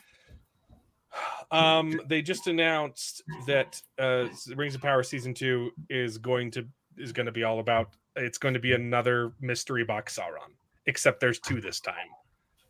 What? I don't. Wait. You've already opened up that mystery box. But you can't shove it back. He disappeared, and so now who is he looking like? So in addition to Halbrand, he's going to have 2 additional personalities, or maybe one of the 2 is Halbrand. He's going to have another secret identity. That makes no sense. Okay. There's almost a piece of this that if he's a deceiver and he's flitting around in different personalities, like there's some concepts in that are cool, except that you bungled it so badly last season that trying to just go back to just the exact same thing is a bad idea. Yeah, it's like, ooh, this works so well, let's do it again. Exactly. What would have been interesting? Please do it again. Please. I am begging you, do not change. Do the same thing you did in season 1, and I'll make so much money. Yeah, it was. You will make so much content for sure. No. I mean, if you had that plan from the start to have, say, several characters end up being revealed to be Sauron, Halbrand is Sauron, and this other person that's whispering lies over here is Sauron. That would have been a great reveal. But you already revealed Sauron. So like you can't. It's like what are you doing? Yeah.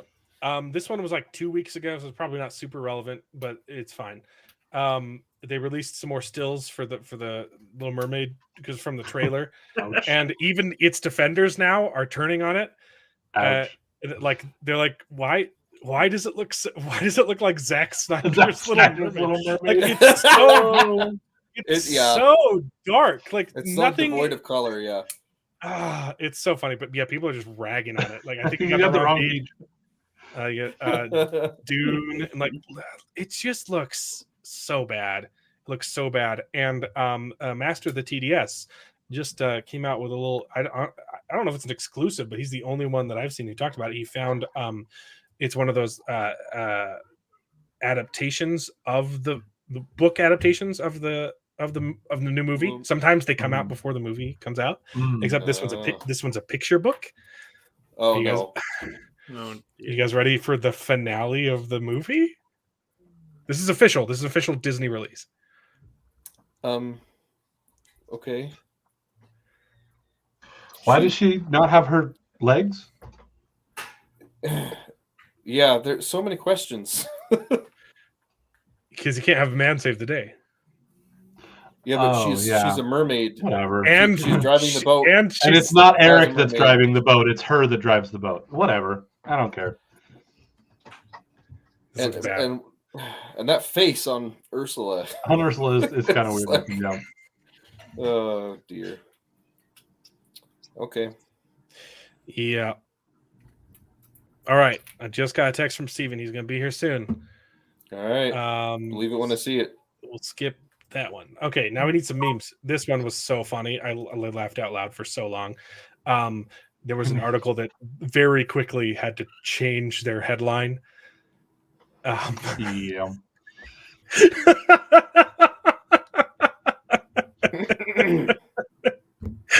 Yep. Oops.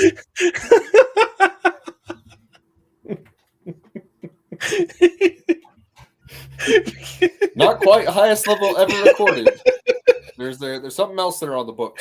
They immediately got ratioed and they were like, the highest ever? Really? Yeah. They immediately, oops. Look, it took them an hour and 22 minutes. No, an hour and 18. An hour and 18 minutes. Oh, gosh, that's hilarious. Fake news. No, just kidding. Okay. Oh, no, that's later. We'll put that at the end. Here's some memes. The glass is half empty. The glass is half full. The water is racist. That's a legit article that we covered on the show. Yep. Water is racist. Everything is racist. Here we go. Here we go. Here's a stinger, everybody. It's my new favorite stinger. Everything is racist. Everything is now white supremacy. When everything is racist, then nothing will be.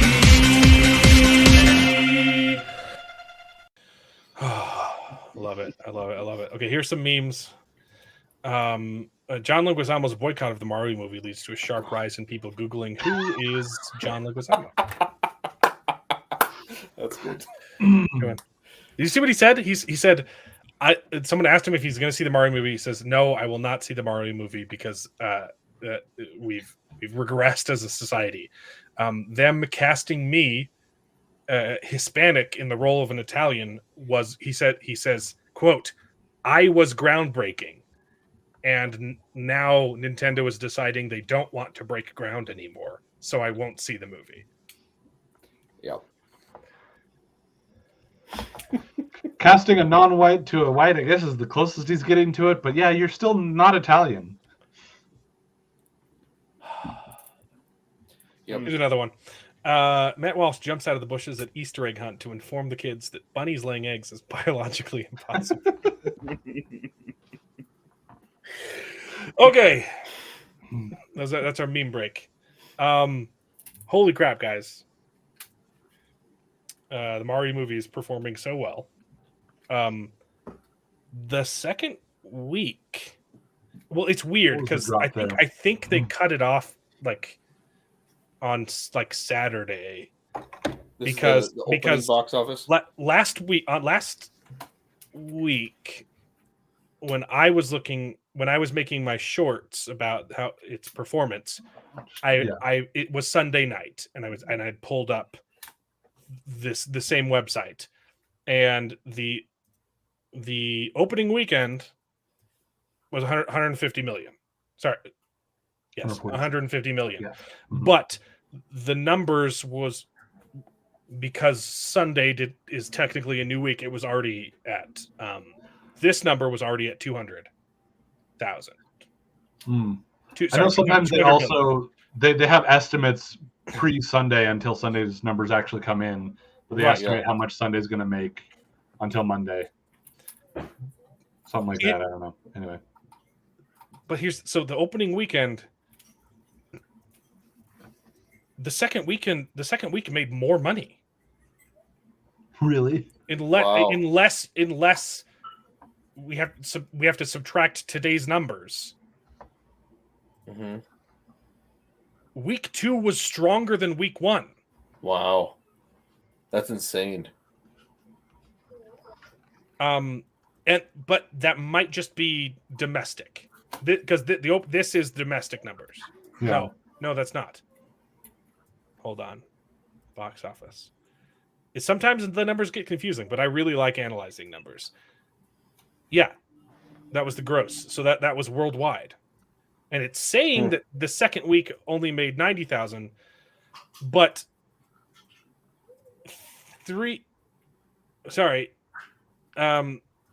that number minus this number is different. Oh no, yeah, this is domestic. This is total. Yeah. Oh, okay. Okay. Yeah, but look, it made 150. It's making more money the second week. Kind of. Interesting. No, it says adding up. It says 41% drop though. So how is that? Also notice the total gross is the 347 that it shows up there. I don't know. I'm a little bit confused. It could also be okay. Yeah. So it looks like domestic if that first column there gross is domestic, and then the total gross is worldwide. That doesn't make sense though. That doesn't make sense though because that's the same number. This has to have been that was the worldwide numbers for the opening weekend. Okay. I don't think so. I think that was just domestic.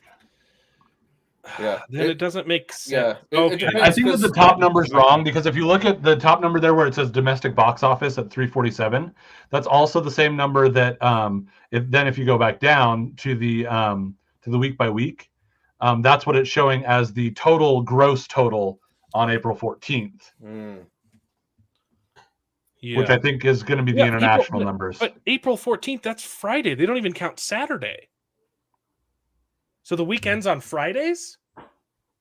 I think it changes on Thursdays. Thursdays is usually when the new. Well, they're saying it ended on the 7th. The 7th was a Friday, and the 14th was also a Friday. Maybe. Either way, okay. It's making a lot of money. It depends on where you start the next week. But week 2 basically made the same, if more or a little bit less money as week 1, that's crazy. A 0% drop. I think that if anything, it's either way, whatever it's doing, it's being successful. I think it's looking at like a 41% drop, but that's still amazing especially for a movie that made that much opening weekend to continue to make as much as it is. Either way, whatever the numbers actually are. Either way, this is what the number is at right now. It's going to make $1 million. Yeah. You mean $1 billion? I'm sorry, $1 billion. Yeah. I'm stupid. Yes, it's going to make $1 billion. Yeah, very easily. There's a real possibility. Yeah, there's a real possibility. Yes, of this easily make $1 billion, making $1 billion. And do we know if it's opened in all? Numbers. Yeah. Do we know if it's opened in all markets worldwide now? Because I know they stagger them sometimes. Guess where it hasn't opened? Japan. Yeah. Oh no! Okay, I take it back. 100% guaranteed. Yeah, it's going to make over $1 billion. If it hasn't opened in Japan yet, look at that. Yeah. Oh boy. What kind of numbers does Japan tend to post? Not as much. Obviously, it's a smaller market, but right. But it's also Mario that's based in Japan. Yeah. So that's why I'm saying just however much they normally do, we should expect at least that much, if not a little bit higher than their average what they post on other movies. Looks like South Korea it's also missing. Yeah. So it's open in most markets, but yeah, Japan's going to give it a nice little bump for sure. China is the majority of the international market. Mm-hmm. No, Brazil. Brazil as well. Yeah, Brazil. That's a new development. Yeah. Central America. Well, but China's. I don't know. China's. Italy's up there too. Oh my gosh, yeah. Germany. Holy crap! This doesn't make sense. Look at this. It opened on 50,000 screens and made this much and $13 million. And Germany opened on 600 and made more. 17. Maybe wow. China has. Maybe they just have small theaters in China. I don't know. Could be. That's crazy. But the fact that we don't have Japan. And Poland too. It's Nintendo, guys, and we don't have Japan's numbers yet. Yeah. This movie's gonna make bank. Yeah. I'm looking at Box Office Mojo and I'm seeing stuff for the Friday, Saturday, and Sunday numbers are still coming in as estimates. I think at this point, so that's why some of the things are coming through. It doesn't quite add up. But I think still, that's what it is. Yeah, it's this still is what I coming don't into understand why the domestic is 347, international is 330, and the worldwide is 677 so far already. Oh, okay. That's why. So the April 7th is when the week starts. Yeah. Not when it ends. Except that this also includes the Wednesday and Thursday. So actually, that extra. 146 does not include the Wednesday and Thursday. With that Wednesday and Thursday, it actually made $166 million. Its opening time from Wednesday until Sunday. So the week starts on Fridays. Yeah, I think so. I think that's how it goes. Okay, so we don't even have so this week's not done. Mm-hmm. This week just started, and we're at a 41% drop. Okay, which is I was thinking Sunday. That's why my math's off. That we figured it out, guys. We figured it out together. Together, you can do anything. I hope this is because I think numbers are fascinating. I'm trying to do more. If you look at Box Office Mojo, it's showing the April 7th through 9th, and it's also showing the 7th through 10th. But it actually opened up on the 5th, so there's actually another. Yeah, there's even more. It's made so much money. So this $87 was just Friday and Saturday. That's maybe Sunday. Mm-hmm. Yeah, it's gonna. Wow. So this is not the final percentage of the drop. That's crazy. It's only like 2 Obviously, weeks it's in. not going to make as much during the week as the weekend, but I know people. My wife is already making plans to go see the movie with taking Elliot again, right? Because I went and saw it with him. The girls aren't going to go see the movie, right? She's a 2-year-old and a newborn. Yeah, true. So people are going to rewatch this movie. They're going to take their kids to see this movie a lot. Yeah, my kids love it. And they're gonna take their kids to see it, right? That counts as more. Okay, if it's an adult movie, if it's an R-rated movies historically make less money because you only take the adults. You know? And we got Simply Nerdy in the house. What up? Hello. How's it going? How are you all? I'm sorry I'm so late. About time. Is this the first time we've seen your face on the stream? It's the first time I've seen a face. On your stream, yes. Yeah. it's all blurry. We haven't started talking about the movie. We've been talking about the numbers for the noticed. No, it's incredible how well they're doing right now. It's blowing everything out of the water. It's well deserved.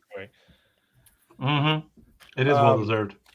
And you said that they have not released this in Japan yet. No. Look! I'll show you. We showed it to everyone else.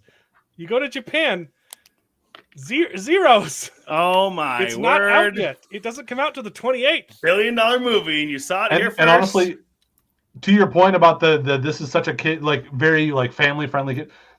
There's nothing else coming up that's gonna even get anywhere close to touching any kind of this is the movie you can bring kids to. Yeah. None of the new movies coming out are going to be movies you bring kids to. There Absolutely was not. There's other movies in the new theater movie right that now, released but not this week, and I don't even know what it was. I can't remember what was it. But it still kept it still kept the first the number one spot. No, so I took my whole family to this the first day it came out, and we all came out. We all loved it. My wife, who is not a gamer at all, came out and she was ecstatic about it. Yeah, it was so much fun to see, and obviously to hear the audience reaction. You have to see this in theaters, because especially with Nintendo fans, because the atmosphere there is fire. Oh, yeah, it was so good. Yes, everybody was in sync when I saw it in the theater. The thing that I hate about going to the theaters in Mexico is that when it comes to animated movies, it's always in Spanish, and not to you're not going to be able to hear the sweet, sultry sounds of Chris Pratt's voice as Mario. No, look, Chris Pratt was whatever. I liked it. I thought it was but good. Jack Black and all the other not that important voice actors like the Penguin and some of the Toads. It was really, really funny to listen to the voices in English. In Spanish is completely different story. It's not even close to how great is the original dub. and yeah, it makes me mad. But when you go to see the movie when the subversion, everyone is like in the same sync. Everyone is Mario fan, Nintendo fan, like because they want to really, really see the movie like it is. So it was like Simply Nerd Guy said, it was a great experience. Mm-hmm. I believe Absolutely. it was Renfield and the Air that opened this week. Yeah. See, but even if those are good movies, they're not family movies. Yeah. And this is the only thing in the Absolutely theater not. right now. I went and saw Air, and it has a lot of swearing in it, but other than that, like beyond that, it has a very positive message. Still not something you're going to bring the kids to, but it's not like Renfield's not one you're bringing the kids to at all. Air you might if you don't mind swearing. Yeah, I didn't realize Renfield was rated R. They're going for the gore. It's pretty gory. Yeah, it's a funny movie, but it's Mario is for everyone, and nothing like that's the thing. To your point, Renfield. Yeah. Oh, okay, cool. I have the Regal. Really I have the Regal subscription or whatever, and so I just go see anything that I can. And Renfield was fun. It was not perfect. There was definitely a lot of like kind of nonsense in there, but it got me laughing a handful of times. Yep. And Air was also a really good positive story with a lot of swear words in it. But I've heard good things about Air. Yeah, and I wasn't particularly excited to see it. But if I feel like it's going to be like that one the racing movie, the Ford versus Ferrari. I saw the trailer. I'm like, why would I want to watch this movie? And then everyone started talking about it, and I was like, okay. And I watched it. I was like, oh, this movie's not about cars. It's about friendship. And it's freaking good. It is such a good movie. It's a great movie. I haven't seen Ford v Ferrari, but I've heard great things about it. I don't think Air is probably even quite that level, but it's solid. It's good. I'm not a big basketball person or anything, but I was absolutely shocked at how much I liked Ford versus Ferrari. Because it did not look. I was like, oh, okay, I mean, it's got good beat, whatever. Anyway, Mario movie. The director of that is the one that's directing Indiana Jones. James Mangold. We'll see. Yeah, we'll see. Time will tell. Oh, man. I was going to say, I'm just throwing some more fire on the flames, I have low expectations going in. Yep. Yeah, I have every intention to. You always know the wrong thing to say, don't you?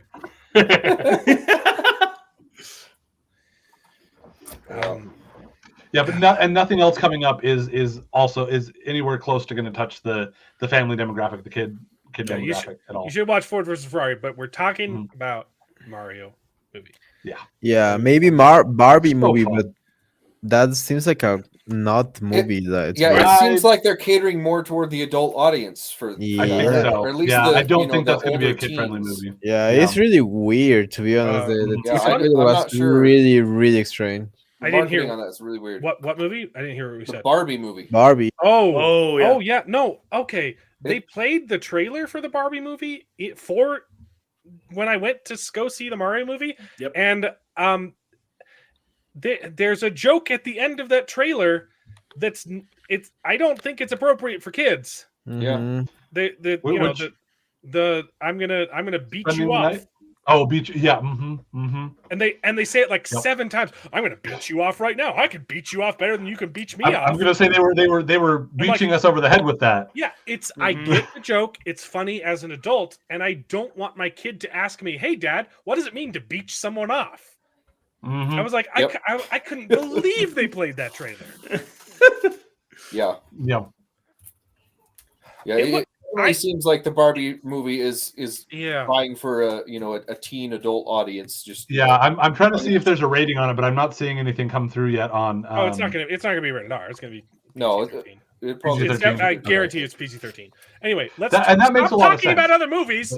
Let's talk about the Mario movie. We've been stalling for an hour and a half so Steve can make it on the show. Sorry. Mario movie.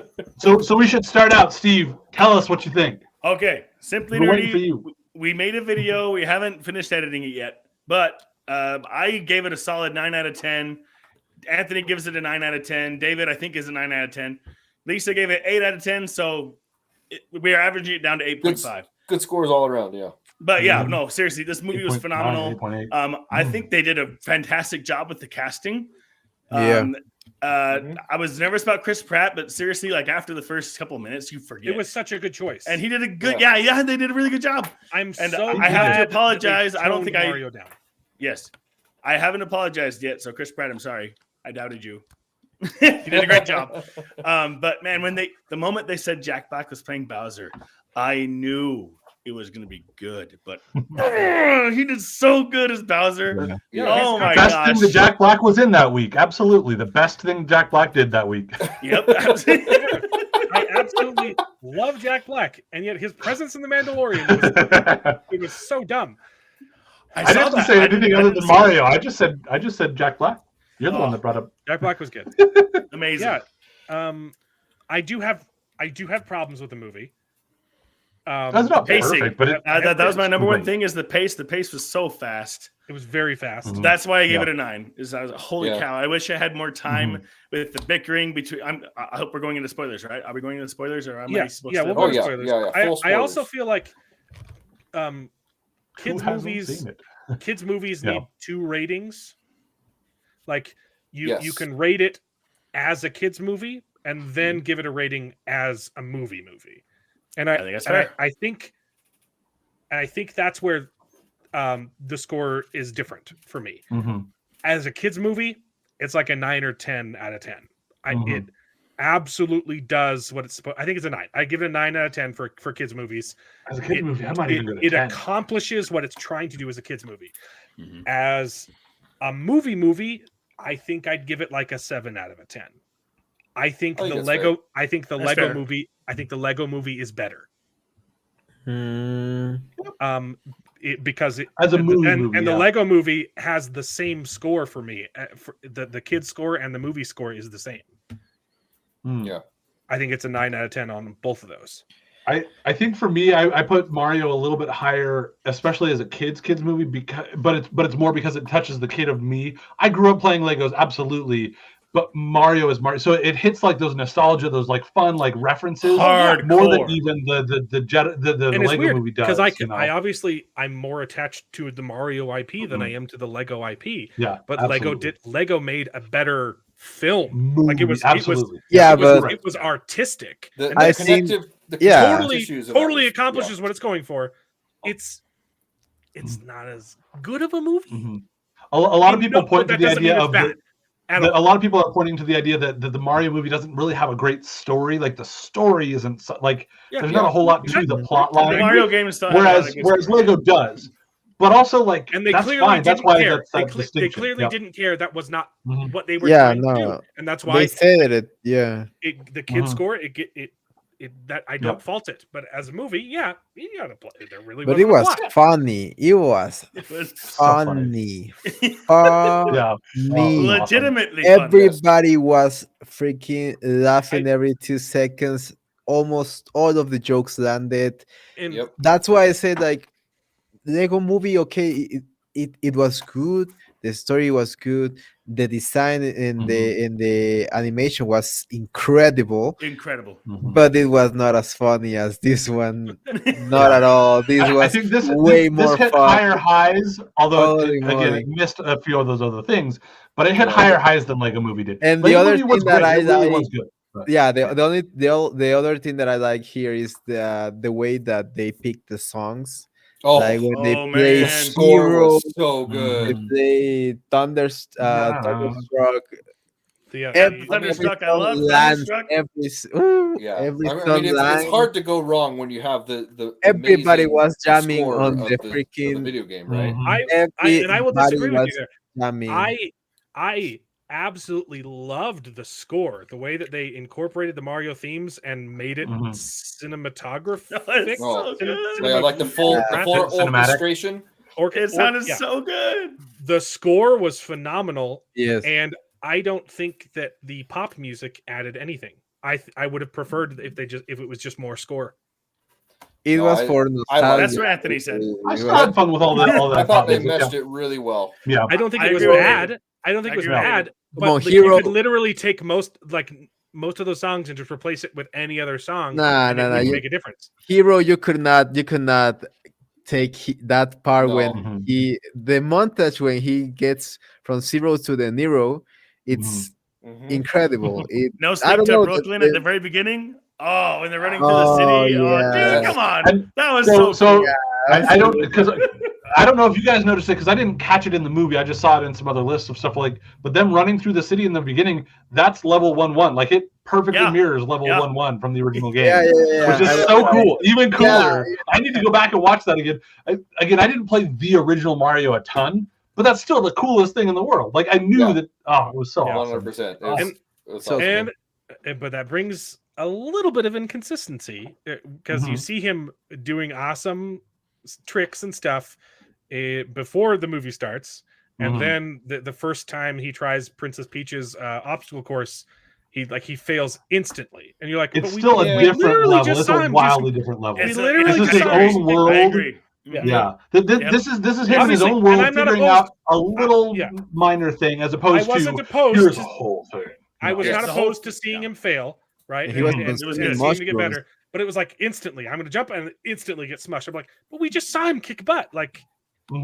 So yeah, that was a little bit. Yeah, I kind of see where you're coming from with that, but I do think that they presented it well enough of a like here he is in his own world figuring out how to work around these minor obstacles as opposed to here is this is an intense obstacle course here in not his own world that he's still a little off kilter. So that's why it totally works for me. Yeah. I do kind of see where you're coming from. Yeah, I do like. Go ahead, David. No, you go ahead first. I'll go after. Okay, I do wish that they had more of a reason for him being there, and like maybe like Peach is like, oh, this is like you could save us, like you could be the one to liberate us or something. This is why you're here, But yeah, there was a little bit more like, oh, he's just here because he's here. He's nobody, you know. But so I wish there was a little bit more of that through lines, like, hey, look, you can do this. You can help us. You can save your brother, you know. And to be honest, that's where the first movie, the 1993 movie. We're not talking about the 1993 I think making him a chosen one would have been just too easy. So. Come on, I thought it was fine because, and then in the very end, I have a little bit of issues with the third act and how it came together, but specifically at the very end when he gets the Power Star, right? And they're trying to make this emotional thing about, oh yeah, you can do anything if you're doing it together with your brother Luigi. But you have a Power Star. Like you can do anything because you have a Power Star. The message of the movie is don't be yourself. Here, like you can accomplish what you need to with by taking drugs, right? Like like you can do anything as long as you have a power. I wish that's where I feel the film fell like the most short is like there wasn't like a message to it. Like they could have easily said, hey, like power-ups are great, but like it's really you who's the hero, you know? That would have been great if they'd been able to do that. You don't need to have done that. Movies don't need to have a message like that, but there was no emotional like beat. There was no emotional victory at the end of the movie. Right. It was simply a substantive victory of like, well, we beat the boss. But they tried to put that there, though. They tried to say, "Hey, we can do this together," you know. But then it didn't work at all. Well, and they play around with the like making their dad proud sort of thing. Like, they put little like things in there that try to give you a little bit of that. But it was good. You're right; they don't hit it very well. It wasn't. It would have been so much better if they got the power from like, let's do this, and then they're about to, give Bowser the final, whatever, and then the Power Star runs out, and they're like, "Oh no, what are we gonna do?" And then Peach is like, "Hey, you got this. It's in you. Exactly. You don't need it." Wanted the star to run out right before they. I was like, it would have been so much better to like get the final blow and then oh no, and shrink. Yeah. No! And it's like I'm nothing without my power up, and like no. And then they have to work stronger together. Let's do it. Everyone works together to beat them. Yeah, that would have been. It was still good. It was still good. I enjoyed it. I still enjoyed it the way it was. I can see where you guys are coming from. I just wish it went. I don't know. For me, it was a hell of a payoff. Yeah. Because you see Mario struggle. You see Mario struggle the whole movie. For sure. I thought that I was going to be annoyed by that, making Mario the punchline. Making him the butt of the joke. but he was not that bad. Everyone was exaggerating, saying that Peach is a girl boss, but she's actually nice. Yeah, the only that thing was that very where much she overplayed. She was strong and capable, but also really nice. She wasn't Galadriel. She was strong and capable, but also not. Yeah, yes. It was a Exactly. breath She of had fresh charisma. air. They definitely played it up in the trailers like they were gonna make her a girl boss. Exactly. Yeah, I called it. I called And it. They were going to the voice overplay actress it. did a great job as well. Another thing that I noticed was the animation of the faces was really, I don't know, expressive. Was really good. You could see, like, they talk. Their faces talk basically. My biggest. Sorry, Mhm. go on. Go ahead. My biggest fear going into the movie was, especially after the release of instead of a trailer, they released the scene of Toad and Mario traveling through Mushroom Peach's the city, because Mushroom Kingdom. Is there a name? Did the city have a name? Other than Mushroom Peach's Castle City. I think it was supposed to be the Mushroom Kingdom. Yeah, I know the whole. I didn't know. I'm talking like just the zones city. Yeah, here. I still think it was still the city. Was when they were traveling through the city. It was like, this is really cool. It does feel like a bit much, and I was afraid that it was going to be like that the entire movie. It was just going to be like screen vomit, where like there's too much on screen, you can't focus on anything. And for the most part, Super Smash Brothers. Yeah, I know. I'm so bad at Super Smash Brothers because I'm constantly like losing track of where my character is. Yeah. But that obviously that's my problem. Okay. I was afraid that it was going to be like that the whole time, and you wouldn't be able to. There's so much on screen, you wouldn't be able to focus on anything. But even in that scene, like, they did a really good job of like having the camera focus on what was important. And there were things happening in the background, but you could still follow them through the journey, and it worked really well. There was really only one moment at the very end during the fight scene where like I think it was when like Luigi did something where I completely just like lost track. I was like, okay, this is happening way too fast, but it was just a brief moment. And so I was really surprised at how well they animated the choreography and everything. It was really well done. Something I really loved was the Mario and the Donkey Kong and their bickering and their rivalry back and forth, and how they played that from the very beginning that Mario met him. Like, I wish there was more of it. That's one of the reasons why I gave it a 9. Because I wish there was more time with that rivalry. I wish Donkey Kong was voiced by anyone else. Yeah, she is. Really? And honestly, it worked great for me. I was wondering, because I'm like, I know you've really disliked Seth Rogen just popping up in his laugh so much, but I'm like, this actually really works for me. It worked well for me too. I was the same way. Like, I don't really like Seth Rogen all that much, but this is the one time I heard his voice and I was like, okay, yeah, that fits with Donkey Kong. And again, his laugh even with the laugh that can be really overplayed. The laugh it still kind of works for me for Donkey Kong. That's a little bit of a stretch. And I will say too, I was so excited when they started. So much. I was still so excited when they started playing the DK rap. Yeah, I was so awesome. Oh yeah. He's like smashing barrels. Yep. And he's tossing barrels and they're on the beams and everything. I'm just like, oh, it was so good. I would have liked the arena to be Donkey Kong's Smash Brothers level. Yeah. That would have been cool. For the life of me, I do not know why they didn't do that. I was expecting them to pull back and do a shot that looked just like that, because it was set up. It was set up. They could do that. It would have been so show easy. It from the side. It would have been the next best thing would have been to release that level on Super Smash Brothers. Mm-hmm. Yeah. The thing that I think they were level in conjunction with the movie. For the life of me, I do not know why they didn't do something. They like won't. That. They won't. Yeah, it's Nintendo. They really should. They really should release that level. Because what I will say, what I think they were going for with that arena is a bit of a nod to the original game, the Jumpman game or whatever, where he's just tossing the barrels or whatever, because you have those beams. But it also wasn't. You're right. It wasn't enough that level from the old game to be, hey, cool, it's that level from the old game. It was just barely a nod. And it would have been so cool if they had something else that was a nod to that, and instead they'd had this be one of the actual arenas from Super Smash Bros. You're right. It would have been at way the same cool. time, they were also nodding to Super Smash Brothers, like it's an arena. Yes. Like, It's an arena. They did. They should have made it an arena. And the way Donkey Kong slapped and they didn't. Mario was like. I was waiting for him to do his charge up with his arm. That would have been awesome. That would have been cool. Yeah. And Diddy Kong in there was also cool. I was so excited when they showed Diddy Kong. I was like, yes. I love Diddy Kong. I don't know why, but I've just always loved him. He's like cute. Yeah. And the play, Smash Bros. Character is really cool. Playing the Diddy Kong is really.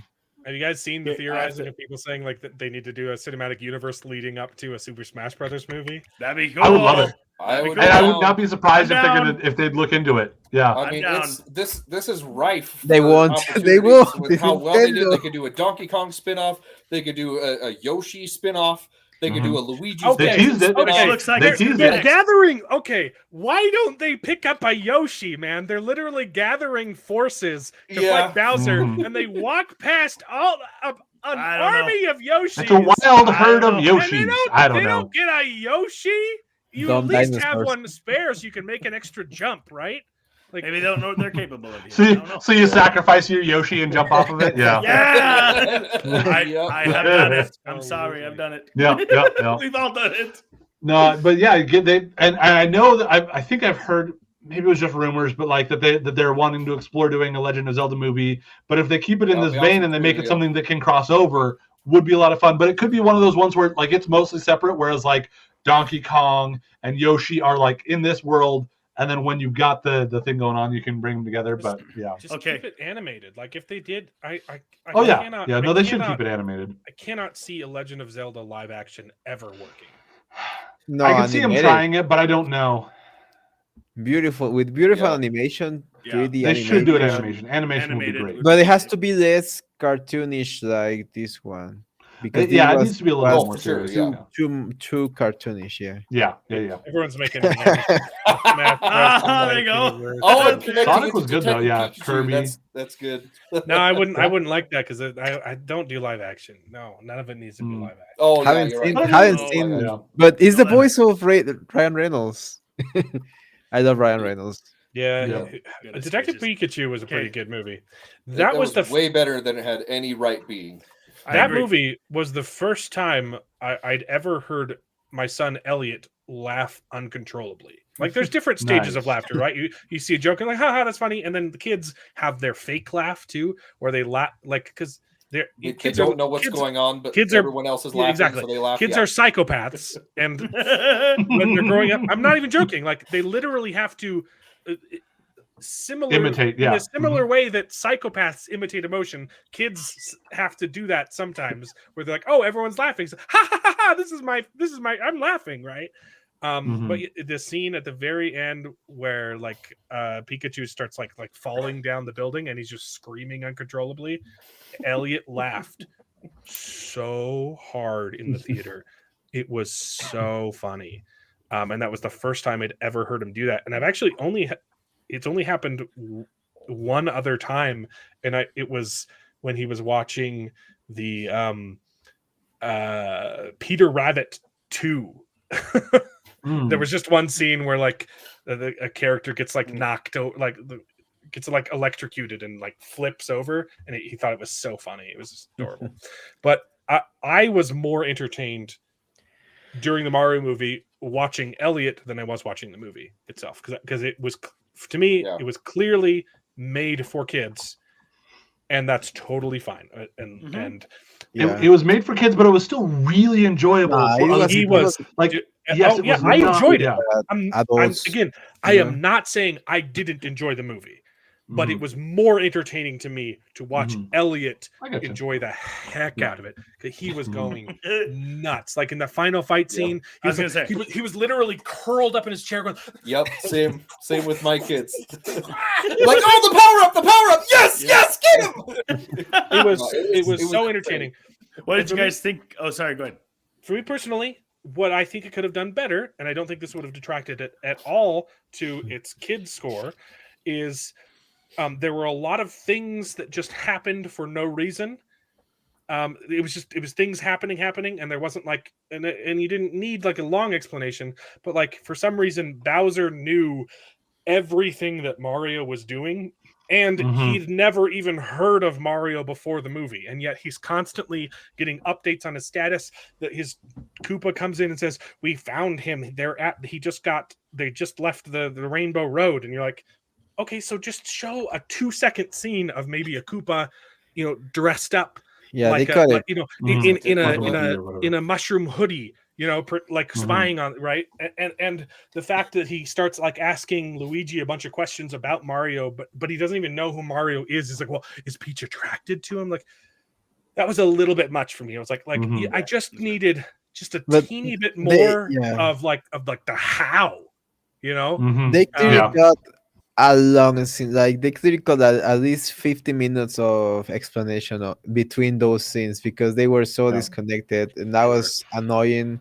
And it was a short and sweet movie where you could have added without really even being difficult for a kid's movie. Because it wouldn't have detracted from the enjoyment of the kids. The only thing that you could think is like, oh, if it made it too much longer, but even just a couple of lines which wouldn't have made it too much longer. So the other thing I could have used is a little bit more from Bowser, not performance-wise, but like motive-wise. He was very one note. It's, I'm obsessed with Princess Peach and I want to marry her because give me just a bro. Did you see that half ass? of a note more? Just half. Did you see that ass, bro? Did you see that? Yeah, it was so well designed. I don't know why they spent so much. But that could be the explanation. It's like she is the most beautiful girl in the land, and whatever. Well, he tells me he's gonna rule the world. Kidding aside, That being said, there was a shot of Princess Peach's ass. I don't know why they did that. I don't understand it, bro. I will say there was a whip there in the on the motorcycle. I will say the peach emoji, the actual like peach emoji, and what it usually means. So peaches, peaches, peaches, peaches, peaches. It's peaches, peaches that he's singing about it. He's not actually just repeating her name. He's talking about peaches, peaches. That makes it even. So I think you're right, Mexa. I think you're right. Yeah. My God. One of those peaches is an adjective and the other's a noun. Yep. What did you guys think of the whole Rainbow Road sequence? Anthony, I thought it was got triggered. Anthony got triggered hardcore. He is not the biggest like Mario Kart fan ever. He absolutely despises the blue shell. So when he saw the blue shell come out, he just got enraged a little bit. Like, it was used so well, though. Like that was the point of the scene. Was like, I couldn't believe how long it took me to like really realize, oh, this guy's the blue shell. My first thought was oh, he's the blue shell, so that's why he's always following them and he's on the leader. And then when he goes like, blue shell, and you're just like, okay, yes. But well then done. He disintegrates. Perfect. He disintegrates after he explodes. And Anthony was like, one less blue shell in the world. One of my favorite webcomics, XKCD, always has these nerdy things out there, and it like is very accurate to me. This one, it's a pie chart of like my swearing by cause or whatever, and some of it's a small little thing that's seg faults or different like programming things, and like 80% of it is blue shells, and the like subcaption on it is like effing blue shells, or sorry, it's Mario Kart. The blue shells. The blue shell is the great equalizer. Like I'm still going to get last place anyway, but it makes me feel better personally. Okay? So the really fun thing is on the other end of the spectrum. I mean, I grew up loving. Touch me in Mario Kart. I grew up on the GameCube, and so playing Double Dash. I love Double Dash. That was the one thing I was asking for. I was like, okay, once Mario hops onto one of their carts, I want them to like swap like the Double Dash. I was waiting for it so much, like to both have like an item that they could then like swap and then throw. Anyway. But in Double Dash, you can actually dodge the blue shell. It's tough. It is really hard to do, but you can dodge it. It's so fun. They almost did that, though, with Donkey Kong and Mario being in the same cart. And I was going to say that. And that's what I'm saying. I just needed them both to end up with grabbing something and then like swap places so the other could throw it. That was too obscure. I would have loved it for them. And then Donkey Kong pulling up next to Mario, and he's like, "I hate you." Yeah, that was good. That was good. Oh man, I love Another it. thing No, that I It's a like, fun and I movie. think they should have played a little bit more onto that, was the relationship between Mario and the princess. Like they that nodded was at it, you know. interesting. They did flirt it a little bit, and that was interesting that they put it on kids movies, but because kids movies were like that always, you know, there's always a romantic relationship between the you know, the main character and main the princess protagonist of it, or the girl, you know. Yeah, Definitely one of the moments that needed more exposition too. Like Mario just shows up, finds Toad, and Toad just says, "Okay, the obvious solution here is you need to go see the princess." And then like Toad doesn't even take him the whole way, and Mario is just for some reason just motivated to go find the princess on his own. When like and you're like just like, okay, it was just another one of those things that just happened without like a why or a how. Yeah, those relationships It would have been between definitely Bowser, would have been Peach, nice to and see Mario. why Princess Peach decided that she couldn't do this without Mario, who's just this random person who she's Which just is why I you know. say again, it needed more time. Mm. It needed more time to serenade. Not a lot of time, just a little. No, it didn't need a lot of time. Yeah, no, absolutely. Agree. Yeah, and I think that got wasted because they went for the funny and they didn't went for the which you know, again the is even actual- to Alan's point about like the different score between the, like the kids aspect of it versus the like movie aspect of it. In some ways, I think they did that in order to preserve the kids movie quality of it, and I think they could have kept that while still improving the story. But I think they did it. Yeah, focusing on that and therefore allowed this to drop away. Yeah, again, not that they couldn't have kept them both, but they which just is why I'm put the focus here, which made it. Which is why I'm okay with it. Like I appreciate yeah, absolutely. that. Yeah, like, they but just it's wanted to make definitely at least an 8. Yeah, they wanted to definitely. make a good kids movie, and they definitely For a succeeded. comedy, it's been a while. It's been a freaking while since I laughed in a modern time comedy. You know, you watch comedies. for sure. It felt like a gag movie, a parody movie from the 70s, 80s, and 90s, early 90s. Yeah, it felt so refreshing. That's the word. It was a refreshing. breath of fresh air. Exactly. The Super Mario movie, a breath of fresh air. Is what I went outside saying the movie theater smiling, which is really, really difficult nowadays. You usually are like frowning and Oh, I left at an blaming all-time and high. screaming. Yeah. and just like it's safe. Like the fact that there's finally a movie out there that I can take my kid to go see and not have to worry about hidden protect trans kids flags. Like it was so nice. Yeah, and even because Mario for me has always been like, I mean, modern Mario is more feminist, you know, but this second wave feminism, so it's not egregious and not you know, exaggerated. It's fine. It's great. Actually, it has a great feeling to it. It was comfort food. It was a bowl of mac and cheese. Exactly. Yep. Not the greatest meal, but pretty dang good. And nostalgia. And boy, it hits all those nostalgia feels. Yeah. And your kid is going to ask for it all the time. Yep. Or a great mashed potatoes, you know, something like that. Something hearty, you know. Yeah. Yeah, that's good. I loved it. I wanted to make a video about it, but it was so good that I couldn't just keep saying good things about it. So I was a little bit biased. My comparison, to finish the analogy, the Lego movie is mac and cheese with a little bit of pulled pork and fried onions and topped with cheese and then baked. That's like it's like a good baked mac and cheese movie, and it's a good movie. Yeah. Full meal. Yeah. Yeah. So we mentioned a little bit how you know, this opens the world to, you know, good adaptations of video games. In cinema. What do you think should be made next? This is by far the best video game adaptation movie ever. Yes. Like the Sonics are good, but they're massively flawed. They spend way too much time on the human characters. Agreed. I would still call them good adaptations, but yeah, man, they could be so much better. Why do you spend like 40 minutes at the wedding of the side character's of the sister? side human It's character, not even yeah. the side character; it's the sister of the side character, and you spend 40 minutes on her wedding and some FBI guy. Those felt like sitcom, sitcom. Yeah. A little bit like there was a sitcom writer there. A little in answer to your question, honestly, I think, and the easiest one for them to probably hit next is a Kong movie. Get a DK movie. Donkey Kong, Get them going with because they've already got that half fleshed out with this idea of here's the Kong society, and I'm not sure what sort of story you want to go with if you're because you kind of played around with him like feeling like he's earned his father's praise or whatever in this movie here. But like, if you go into a movie with them, that would be fun. Without the characters of Donkey Kong 64, and do that story. Get the rest of the Donkey Kong country. I disagree. Exactly. I disagree, but not on principle. I think you're correct, but practically, the next movie that they should make is Kirby.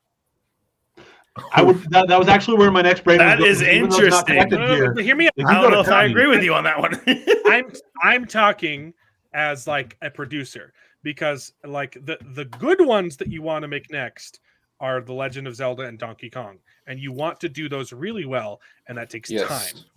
Kirby movie, I agree with Legend of Zelda. So you need to take time with that. So start making those, but take your time, develop them, make them good, and in the meantime, it would not be hard to make a Kirby movie quickly and have it be good. Because like it literally just the fact that he can just switch powers all the time, like you could easily make an entertaining movie out of that and just have him sucking up different powers and changing. It would be entertaining to the kids.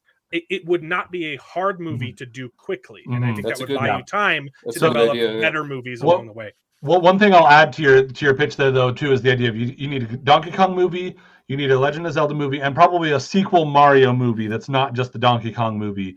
Those ones are ones that you want to work on and probably work on well. And then to your point, Kirby being another great one. Because they also teased the Yoshi at the end. Yep. With, so for a sequel here. Yep. Was there? So yeah, I think. Yes, there was. There were several post-credit scenes. There were a couple, yep. At the very, very end, it showed the I thought I stayed the whole time. And the Yoshi egg hatch. Cracked a little bit. Or cracked a little bit, yeah. Oh, no, I thought I so stayed the whole time. Either a Super Mario World or Yoshi's Island. You know what I strongly dislike, and this has been the case with every movie I've gone to see lately, is that the workers, they hover.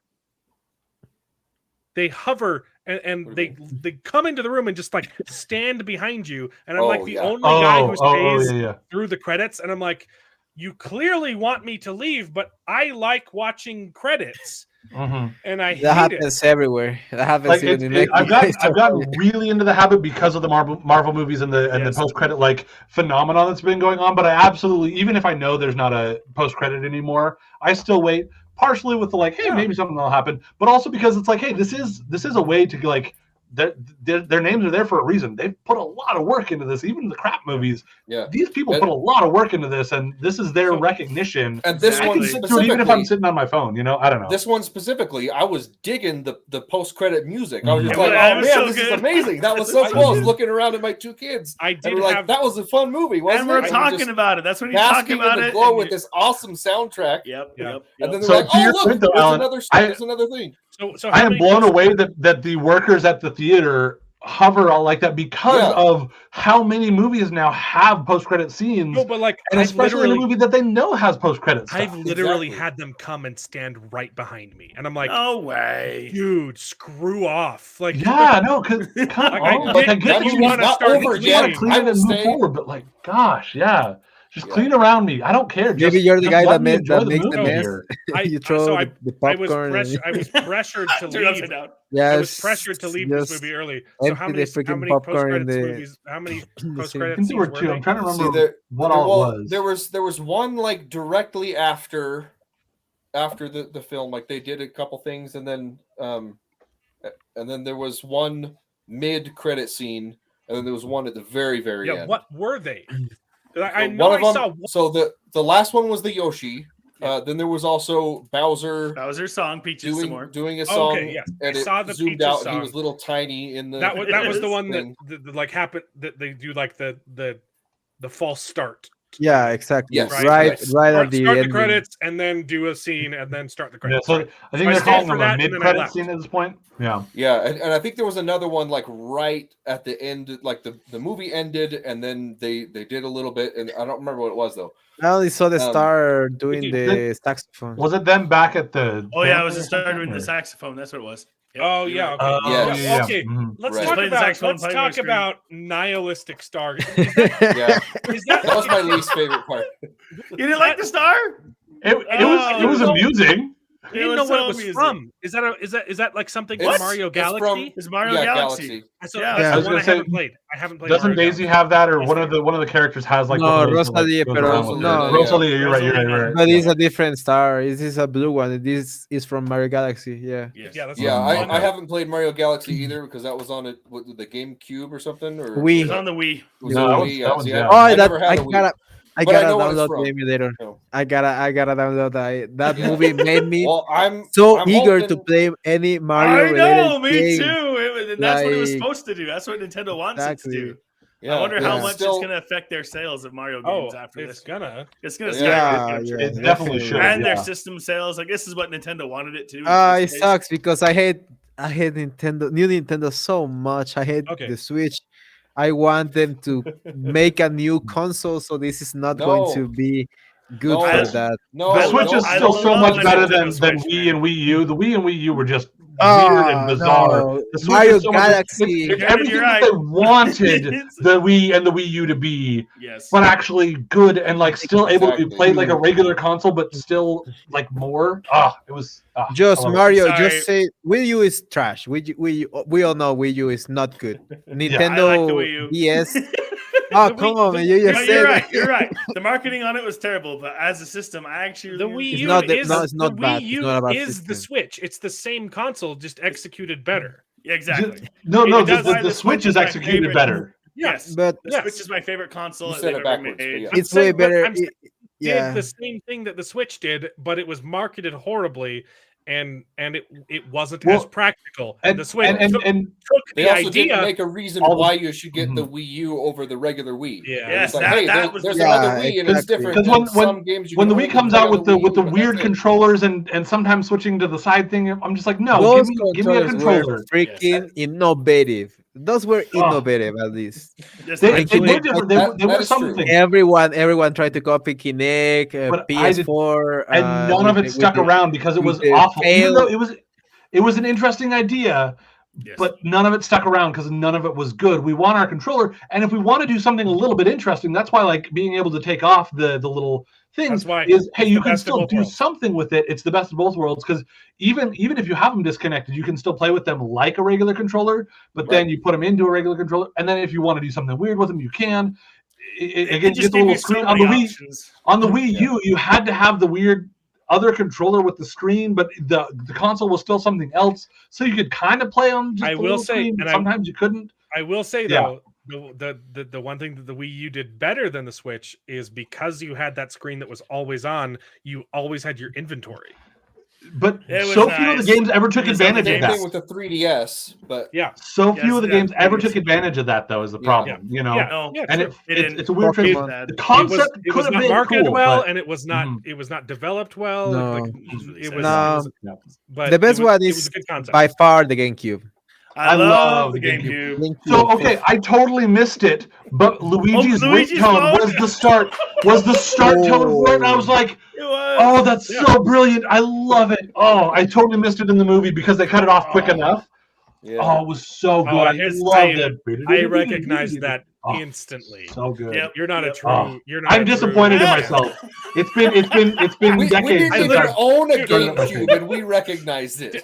I literally have a GameCube right now in my front room. Yeah, so Still, what's your excuse? to this day, because I don't play it, because I don't take time playing games anymore. Yeah, David. I'm and a I- social gamer. I only game when I have people around me to game So, with, and so I that's don't game fair. on my own anymore. That's fair. Our parents But- never let us own a video game console. I had a friend who bought me a Game Boy Color for my birthday, and they made him return it.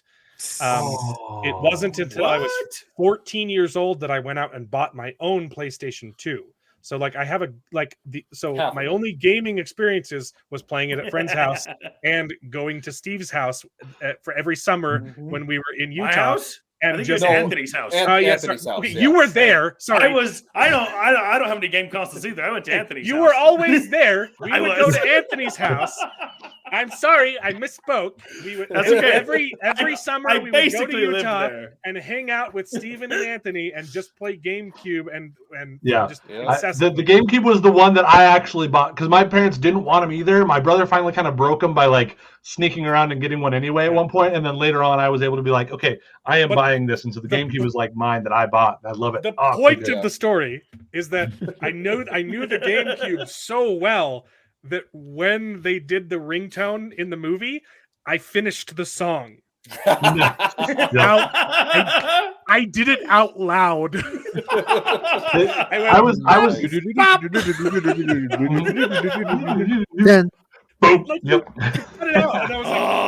that was cool. Such a good startup screen. So when I've because they cut it off quick enough that like I wasn't paying close enough attention at all, and so it was just like did it, and I'm like, oh, that was it. But then when I like watched like the watch emoji talking about like the different like references or whatever, and they do the like, oh, it was this, and as soon as it plays the first bit of it in from the actual movie, I did the same thing as you. I did. I will say, I think the game that I miss the most though is playing Super Mario Strikers with you guys. I love that game. We got so pissed off at each other playing that game. Yes, but we did. Fun. I've seen the new one. To this day, I play that shit. I have it on my phone actually, and then maybe later. Like other than just me and Elliot just doing one-on-one, you know, like. It's not the same anymore, you know. I miss LAN parties so bad. Oh yeah, that's where it's at. That legitimately is what I do when I like if I get together with friends. Like I get together with friends to play. I can enjoy playing some games on my own, but I gotta get together with friends to do it. You know. Man, Strikers though, so good. It was such a fun game. It was soccer, but you could punch each other. Yeah, you could tackle, not punch and freaking electrocute someone. That was my favorite part. Is the new? Have you played the new one? I'm Absolutely. very tempted to buy it. There's the new one. It is really good. My only complaint is they don't have enough stages on it. But they have ways to like they added gear, and each gear gives you like certain power ups for certain abilities. Like you can run a little bit faster and all this, but it's very well balanced for every character. And it's extremely fast paced. I feel like it's like the fastest paced Strikers game yet. Man, you can play with up to 8 players LAN, so 4 players one team, 4 players on the other team, and 8 players online as well. I don't have 8 players to play with me. That is my problem. That is also my problem, and that's why I haven't played it as much. That's why I can't get. That's one of the reasons I give it a 7 out of 10. One because of stages, and 2 because it's so hard. Yeah, practical. It just like it doesn't make as much sense to even put that functionality in games. I think I'm the only one. Makes me depressed. But I think I'm the only one on the Simply Nerdy panel who actually owns it. I've been tempted to buy that so many times, and I'm like, I know I. If you do, I'll play with you. Let's go. Like I'm so. I have anyone to play with. So like I've spoiled my son so much. Like he's better. He's literally better at video games than I am. It's because I never. You should watch him play Shovel Knight. Like holy crap! I love playing like old school Mario and stuff, but like since I never owned those games, I never got good at them. I would only play when I had sleepovers, and so my friends would always just grind me into the dust. You know, like I would be on level 3 and he'd beat the game. You know, it was in the old one where you'd have to take turns, and so I would play one game and I would die, and then I would watch my friend play for 20 minutes without dying. And I was never good at. I've never been good at Super Smash Brothers. My technique in Super Smash Brothers is. Was to play pit and just fly the whole time and just stay away from everyone else as long as possible. Like, what's the Kirby? Jigglypuff. Yeah, rocking everyone. Yeah. So I've never been good, but like I was like, I want to buy Super Mario Strikers and just smash Elliot so hard. but I know in my heart that he would beat me. He has the time. Yep. He has more Oh time. man, It's really so good. sad. I bought Hogwarts Legacy. I've played it twice, and Elliot's like halfway through the game. You know, that game is so good. Yeah, I finished it in a week. We'd have a right? different That was discussion. so for that one. good, yeah. Oh, it's so good. I do. Yeah, I still haven't yeah. jumped on that wagon. Video games are good. I don't have a lot of time for video games anymore. The Switch, I hate that console. Who is this But guy? not We need to get him really, off the not panel. really. I hate it. I We hate love it you, because Maxa. I don't. We'll forgive you, but the Switch is. I didn't like the Switch at first. I'm like, what is this? It's I don't like it because I don't have am it. a convert. It's I so cannot good. have it. You know. You know what I mean. Nintendo never discounts their old games. I know it bothers me so much. They do not. Frustrating. When they things go that they on do, yeah. sale, it's like $5 or $10 on sale. It's like you everywhere can go else, out any and other buy platform. Breath of the Wild, which is like a 10-year-old game now, and it still costs $60. Yeah, that's BS. Any other platform like Steam, wherever, take your pick. If a game that's Even like Xbox and 5 PlayStation. years old, even PlayStation exclusive, Xbox gives it for free in Game Pass. Is over 4 or 5 years old, you can buy it for 90% off. 90% off. Very frequently, like, oh yeah, this. It just boggles my mind that their sales are like 5 to 10% off. Yeah, you It's can like, buy what's it called, Cyberpunk with the whole with the updates and all for like 67% off, something like $30. Yeah, less than $30. Yeah, in Steam. A year later, it's every 30, spring 40% summer off. sale on Steam, you can buy that game, and Yeah. well, you cannot have it on the Switch because Yep. Yeah, the same game. The same games. I'm a on the PC gamer. Switch Sorry, bro. still never go on sale as much. It's, I'm a it's PC frustrating. gamer to the core.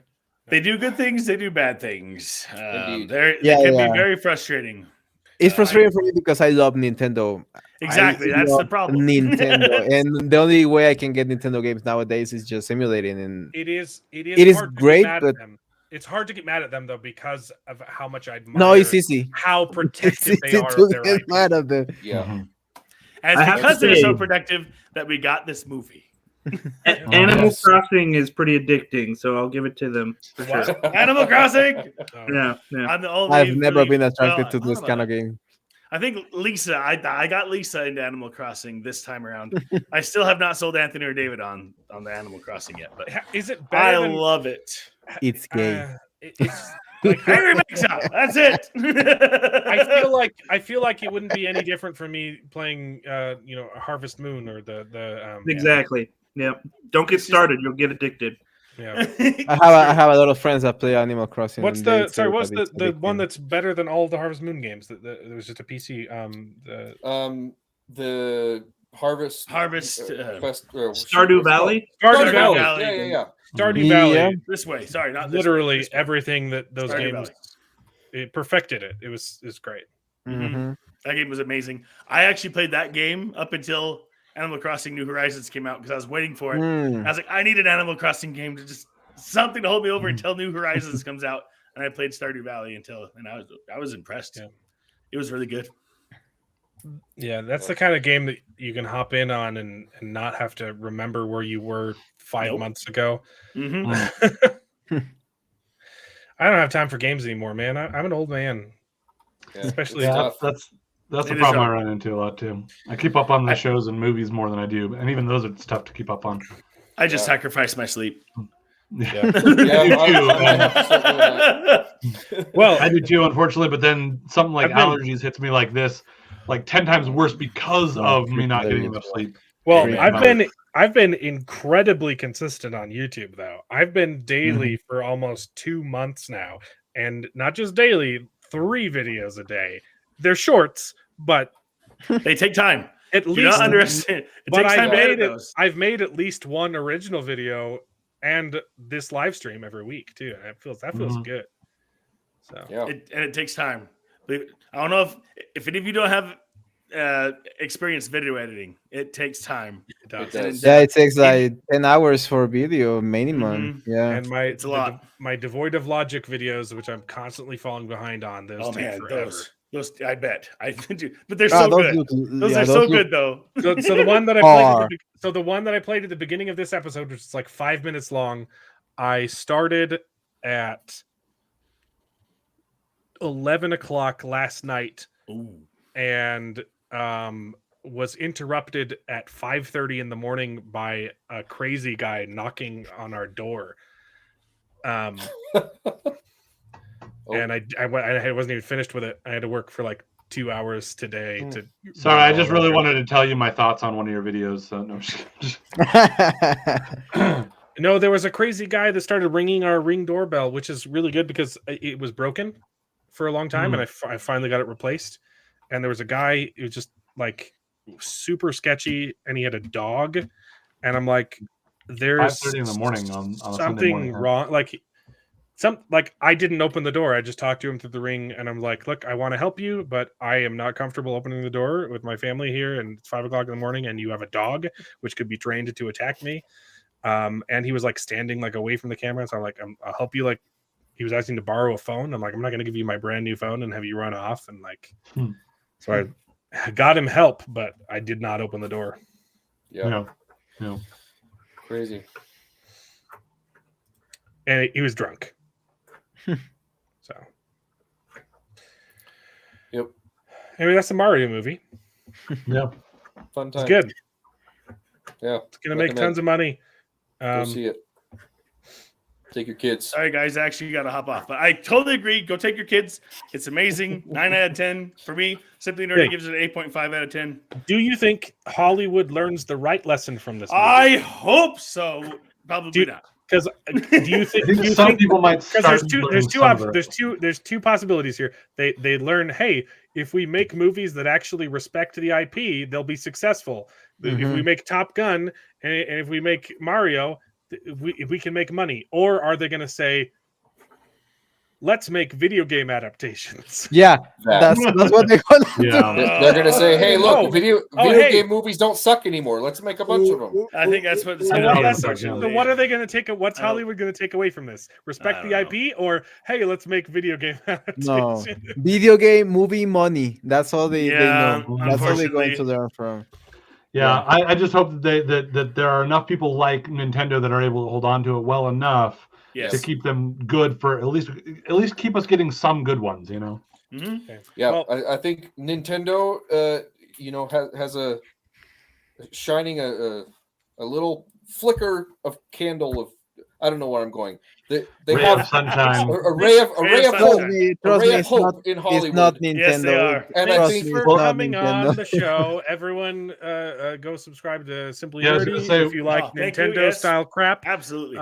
They're very entertaining, and I'm waiting for that video for the new Zelda game. I am pretty interested. Oh my gosh. That is on our backlog. We need to get that. I wasn't excited for it until the newest trailer. I was like, okay, wait, that trailer, man. The last two trailers looked really good. Okay, anyway, you need to go. We need to have you back on to talk about the secret projects. Oh, we do. yeah. We're I'm finally gonna get my Tress tomorrow. My Tress is finally coming in the mail tomorrow. Yeah, they're all shipped now. Tress is all shipped. Yeah, well, because I unfortunately did not actually get to be a backer, but I've ordered them every month as soon as they're available, and I just was able to finally order my March one because they just barely made them available. But my Tress is finally showing up because all the rest of the actual backers have gotten theirs now. Project 2 was tomorrow. An absolute banger. It was so good. It was pretty good. I also got an aluminum beanie that they just restocked on their website. I was really excited about that. Nice. I agree with David. I like the first project more, so I'm interested to hear why you say you like the second one better, Alan. I didn't say I like it better. I said it was a banger. Oh, okay, that's fair. Yeah, it was still really good. I liked it a lot. But I didn't finish my thought before. I said that this movie with Nintendo is a flicker of hope, but I think. Whatever's coming down the pike, whatever it happens with Brandon Sanderson, whenever that hits the screens, those are the glimmers of hope. Hopes for that. Mm-hmm. And I think that has the potential to change Hollywood for good. Agreed. So, I'm so I don't know about right. for good, Go be but go be with your wife. I gotta go with your wife. I didn't mean like for good, like forever, but like change Hollywood for the better. Yes, yeah, I totally agree. Absolutely. Yep. Anyway, Say thanks so much, guys. Say hi to your mother for me. Will do. Later, guys. That's my favorite. That was like the greatest SNL sketch of all time. I'm not sure which one you're talking about. No, it was Andy Samberg pretending to be what's his face, Brooklyn guy. I don't know. Mark Wahlberg. Andy Samberg playing Mark Wahlberg, and his catch line was "Say hello to your mother for me," and it was such a good sketch. Like he's like talking, he starts talking to a dog, to like with every character he interacts with. Oh yes, yeah. Oh, and say hello to your mother for me. And then he talks to a dog. Oh yes, say hello to your mother for me. Like it was a good sketch. Yeah, nice. Oh goodness. Oh man, what? Do we want to go into Dungeons and Dragons, or we want to save that for next week? Oh, we can get into Dungeons and Dragons. Man, I had a point in it. There's a thing I wanted to mention, and I forgot what it was. Flew the coop. Yeah, I liked Secret Project 2. It was fun. I also finished reading my friend's book, the Dragon Thief. The audiobook is now out. Unrelated reasons.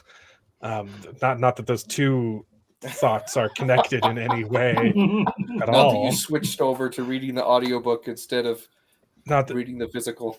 No, that would never happen. I read like 2 chapters physically. I just don't have time. You sit down and I've got girls crawling all over me. I cannot read physical books unless it's at night, and at night is the only time I have to edit videos. So I finished the book. It was good. I liked it a lot. And I'm trying to set up a little author interview with them. I don't know if that's going to be a live stream or a separate video, but they're cool people. Before you guys get into books and Dungeons and Dragons, I gotta hop out because I do not read. I mean, I cannot find those books in Mexico, but I want to do it someday. I know we've talked about it before, but keep looking for those Brandon Sanderson books in Spanish. I'm in Spanish. They're there. No, or find them in English, whatever. Yeah, I want to find them in English. Yeah, I don't believe in translations. People do not care that much about English as I do. Brandon Sanderson does. No, I mean, I believe Spanish translators don't care that much about the language, so they don't take the time, to. Right. It's about the little phrases, most of all, the phrases and that things. But whatever. I just want to say, it was great to see you guys. It was great to talk to Simply Nerdy, and what a great movie was Mario. It was fun. Great movie. Yeah, thanks for coming. Keep it safe, keep it safe, and goodbye. See you next week. See you next week, man. Always a pleasure, Mexa. Thank you so much, and goodbye. Good one. You too. I'm gonna head out as well. I haven't seen the movie either, so okay. Night. Bye. Before you go, Jared, I will say, I think the reason I like Secret Project 2 so much is it's even though it's not part of the Cosmere, it definitely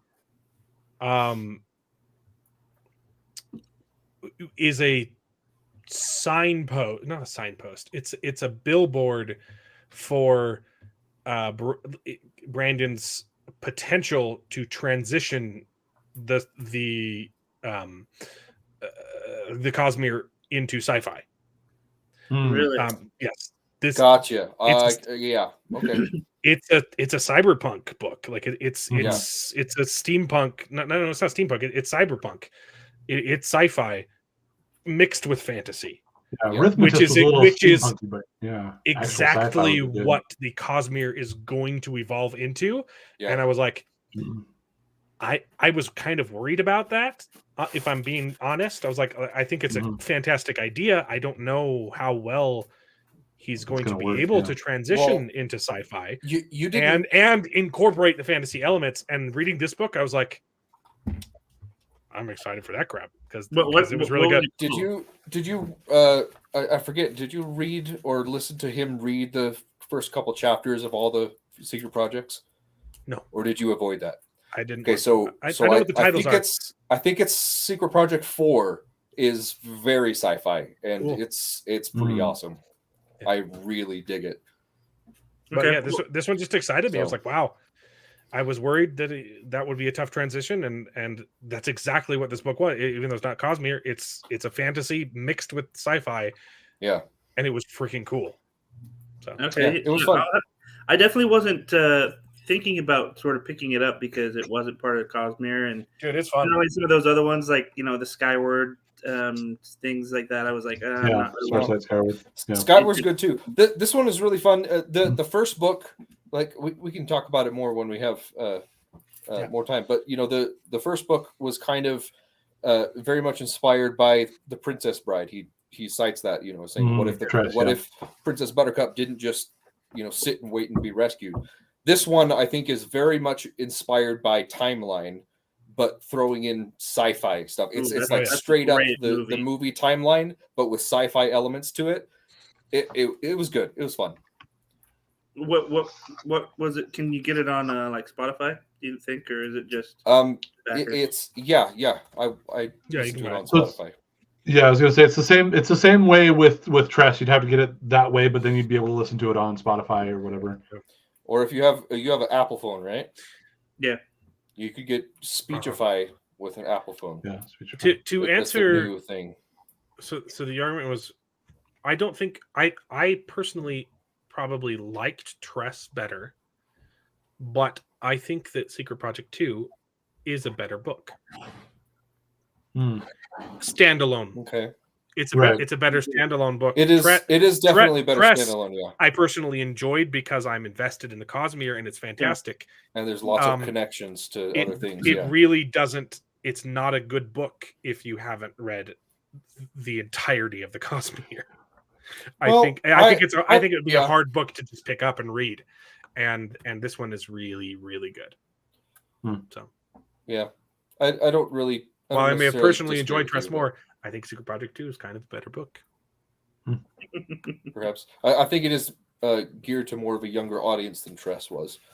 I think they're geared towards. I thought it was a very similar audience. Like at least like narration wise and like the tone of the story was very witty whimsical. banter, yeah. I also loved that it was a Born Born Identity book. Forgotten. Yeah, it's basically Timeline meets Born Identity meets Harry Potter sci-fi magic stuff. I know it was fun. It was fun. Okay, I'll have to look. That sounded like the dumbest thing ever. It's accurate. It's accurate, is it not? Yeah, no, it is. Yeah. But like, what have we gotten into? Yeah, it's weird. So imagine. Have you ever tried explaining My Little Pony, metals? but with lightsabers, David? Yeah, no. That's the case. For every Brandon Sanderson book, try explaining. Burning metals and ingesting Brandon stuff Sanderson is the king stuff. of It's like coming up weird. with ideas that sound horrible. On yeah, paper. Exactly. It's like, what the hell are you talking about? But it's so good. Yeah. All right. This bonus, it sounds like a madman. He is a madman, the best madman. You eat metals and you can burn them in your stomach, and it makes you can push on other metals. Mm-hmm. So you become a magnet? What? Anyway, who was it? Was it the dude from the Sandersonian Institute or whatever that was talking about how like he heard his friend explain it to him and was like, "This is the dumbest thing in the world." We had a similar story. Someone tried to explain it to me on my mission. Oh, that's right. Yeah, it was you as well. Yep. This sounds retarded. I don't want to read and it. It's legitimately amazing. Yeah. All right. Let's talk some D&D. Unfortunately, I haven't been able to watch a lot of the movies and stuff because I'm graduating in a couple weeks. So I've been focused on that instead. Yeah. Well, thanks for gas priorities. Yeah, but anyway, you guys have a good night. Have fun. Yeah, you too. Have a good one. All right. Let's make this quick though, because I am tired. Yes, indeed. We've been talking a while, and I don't have my water today, so my mouth is getting dry. The D&D movie is good. It's enjoyable. I have a lot of problems with it. It's an overall positive. I enjoyed myself. There were parts of the movie that were absolutely fantastic and I absolutely loved, and there were parts of the movie that had me like pulling at my hair, thinking like, why did you do that?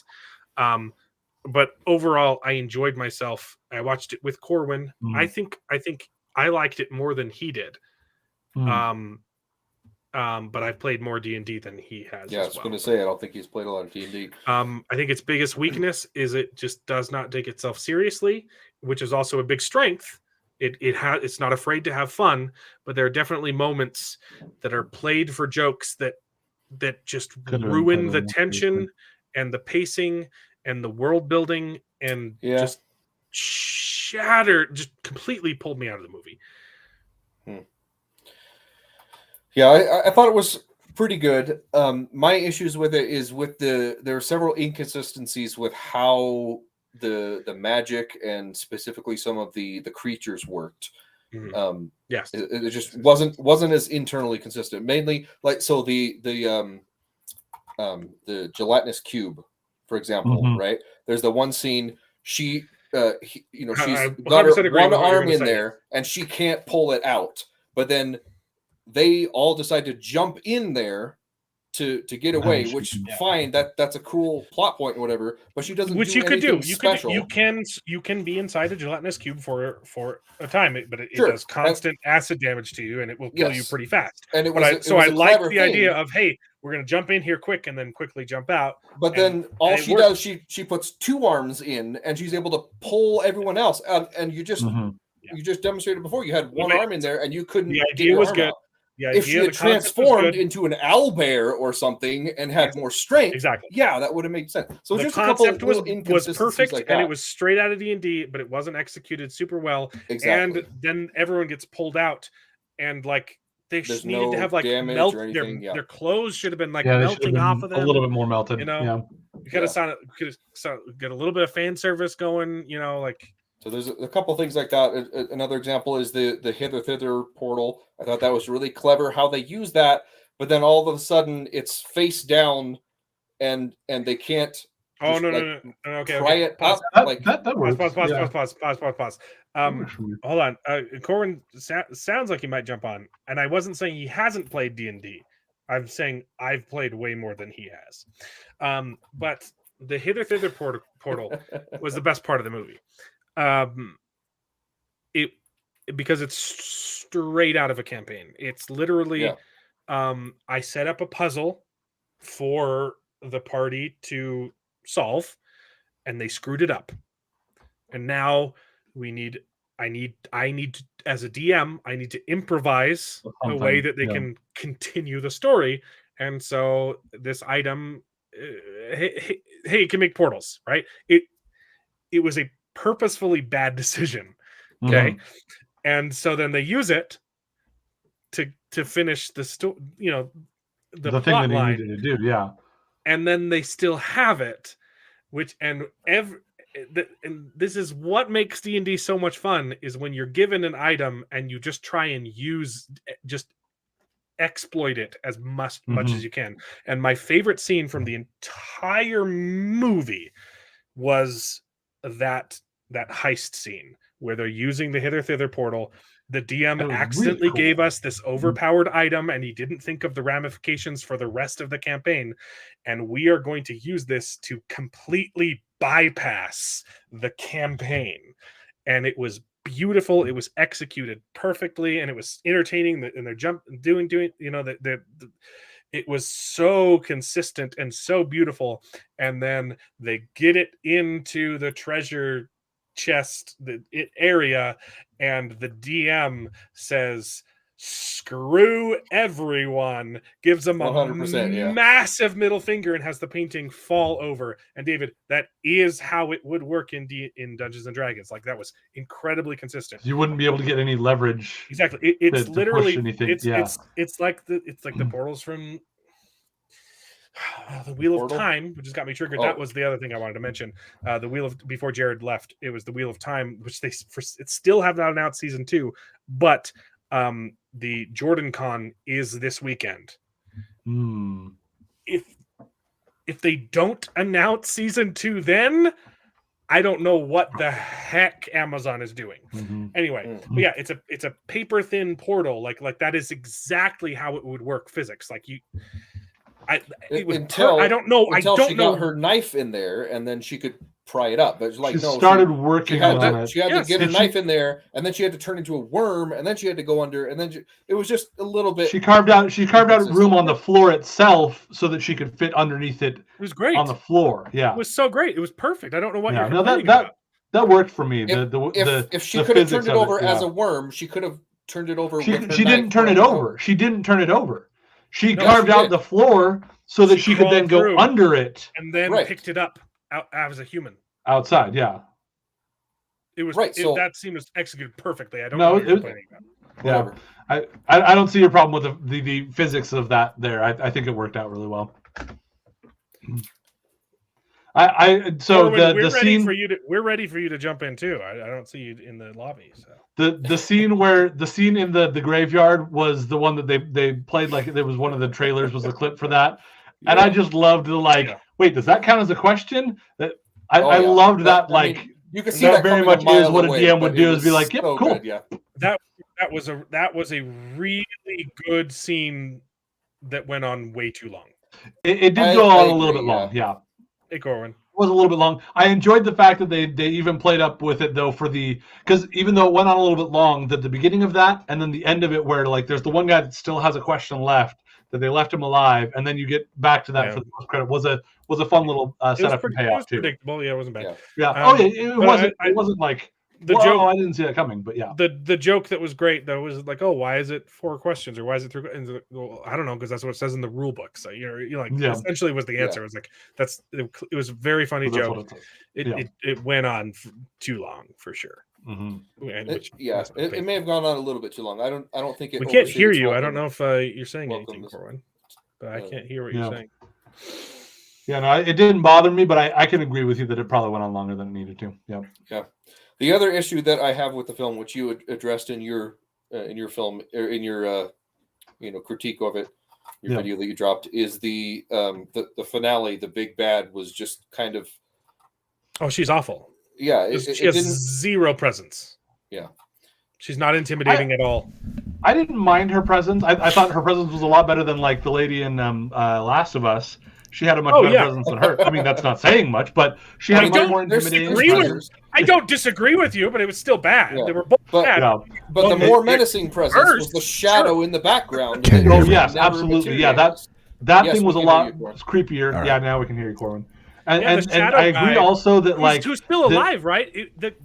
I don't know. I think so. It was kind of weird. I don't know if she was trying to summon him, and he was stuck and he couldn't materialize until she did the ritual thing. But the last time we saw him, it was weird. His plan worked. Like he converted all of the hometowns, so it doesn't make sense that he's dead. I don't know. It also doesn't make sense that he's not the villain because he was so much scarier. I think that they're wanting to set him up for a future movie so that there's more to it. So I think they could have played him a little bit stronger than had connected that piece a little bit more. But I think that they're wanting to be like, she was the villain for this movie, and we're teasing him for a later on down the road. They're setting him up as a Thanos sort of situation. If that's the case, they still could have had her be so much cooler. She was so weak. She was so pathetic. And you could see there were scenes where she was trying to be intimidating, and you're just like, "Sorry, girl." It's not working. I think she wasn't not powerful, but I agree she didn't do as much as she could have.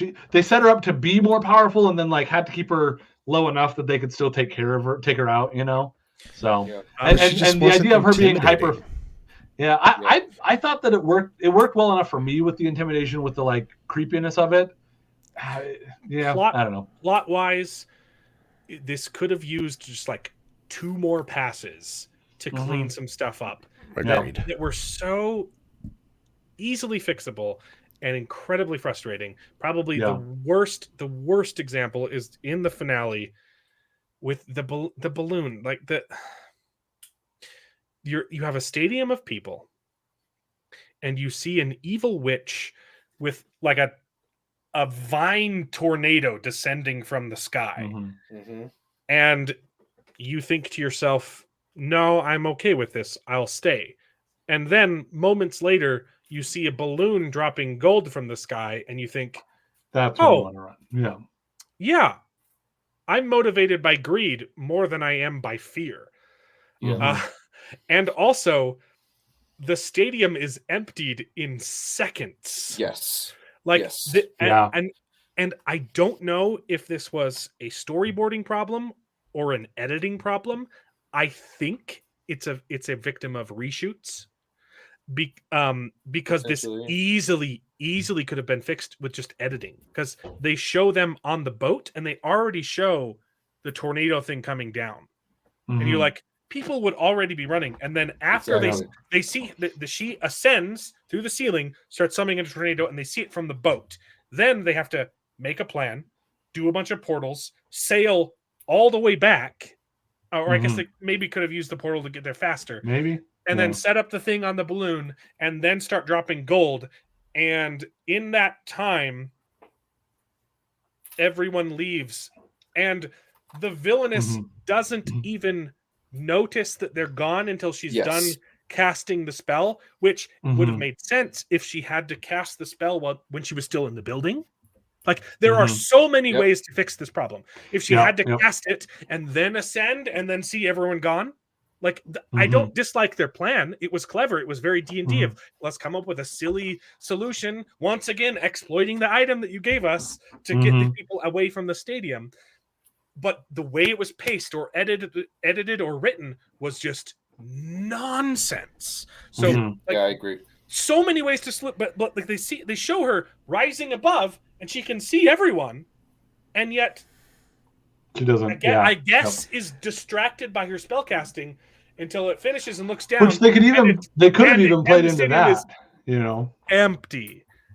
Have you ever tried to leave a stadium? That was what I was about to say. Are you kidding me? Not to mention leaving a stadium in mass panic, trying to run from your life from this evil malice coming down, and also get to the goal before the person in front of you. There's no way. I'll put a kink into the whole, like, you seeing the witch cast the spell. Like, these people are here. Sorry, I'm really tired and I have a nasty cold and allergies, so I'm a little stuffy. I feel you with the allergies. Oh man, it's brutal. The kink is, like, with that, like, they were there to see a show that had been canceled for X amount of years. So they could have thought it was part of the show. Cut to a scene with the audio. I completely agree. There are so many ways to fix the problem. Oh yeah. Like, my biggest problem was just them running. What's that? Oh, it must be the grand finale. And I think it would have been problem solved. I think it would have been. It was very much a missed opportunity, because we got to see what the spell did when the paladin was talking about what happened, and it was and those people were running, but they couldn't run fast enough. Right? Except for the kid who could run faster than his parents. But he did slip under, like, the dark wizard spell was holding people back. But, like, I think it was just a missed opportunity. They could have added another 4 or 5 minutes there with the guards fighting zombies or guards fighting the undead. Just 4 or 5 minutes, which would have caused more mass panic. And then you had I think it was just a missed opportunity.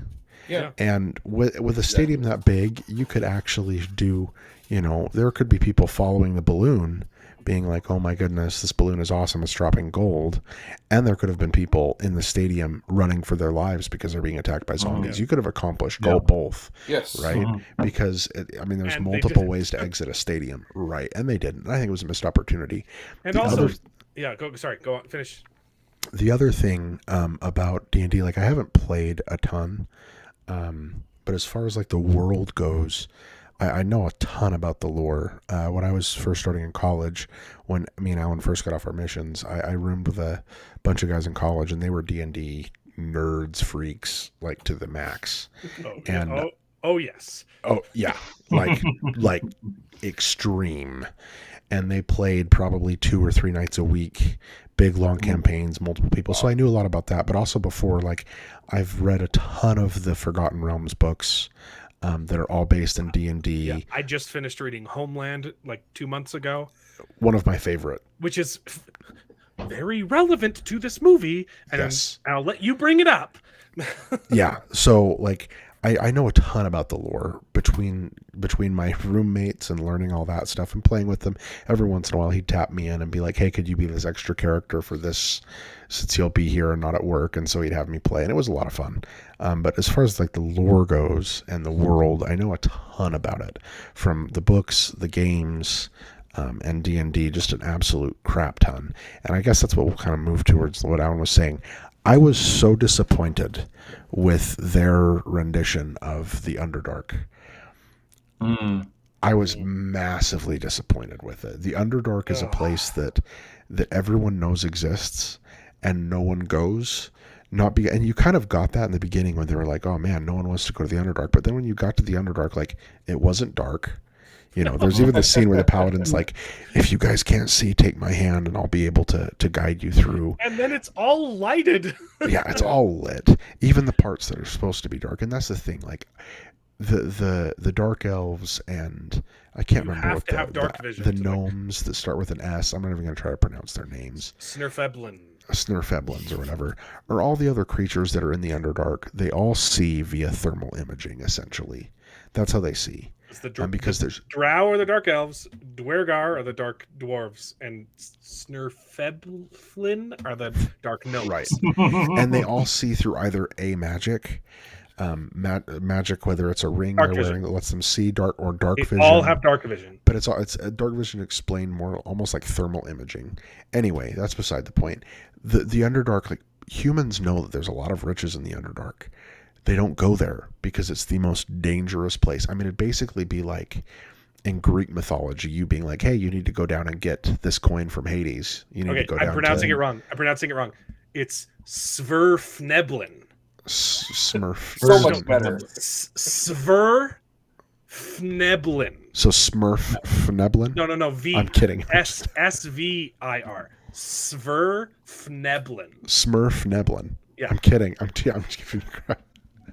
I was really disappointed with the Underdark. I thought the fight scene was cool. I thought the hanging city was cool. Just it was not the mind flayers. What are they called? It was a good dungeon. It was bad Underdark. Yes, it was a good dungeon. It was bad Underdark. What was I'm forgetting their name. Sorry, I'm really tired. They eat intelligence. The intellect devourers. Which is by far the worst part of the movie. Intellect devourers are. It's literally like the worst thing scary. that you can possibly encounter in D&D, with the exception of their daddies, the mind flayers. Yeah, and so it's literally like a total party kill, a TKO. Like if it gets you, it's literally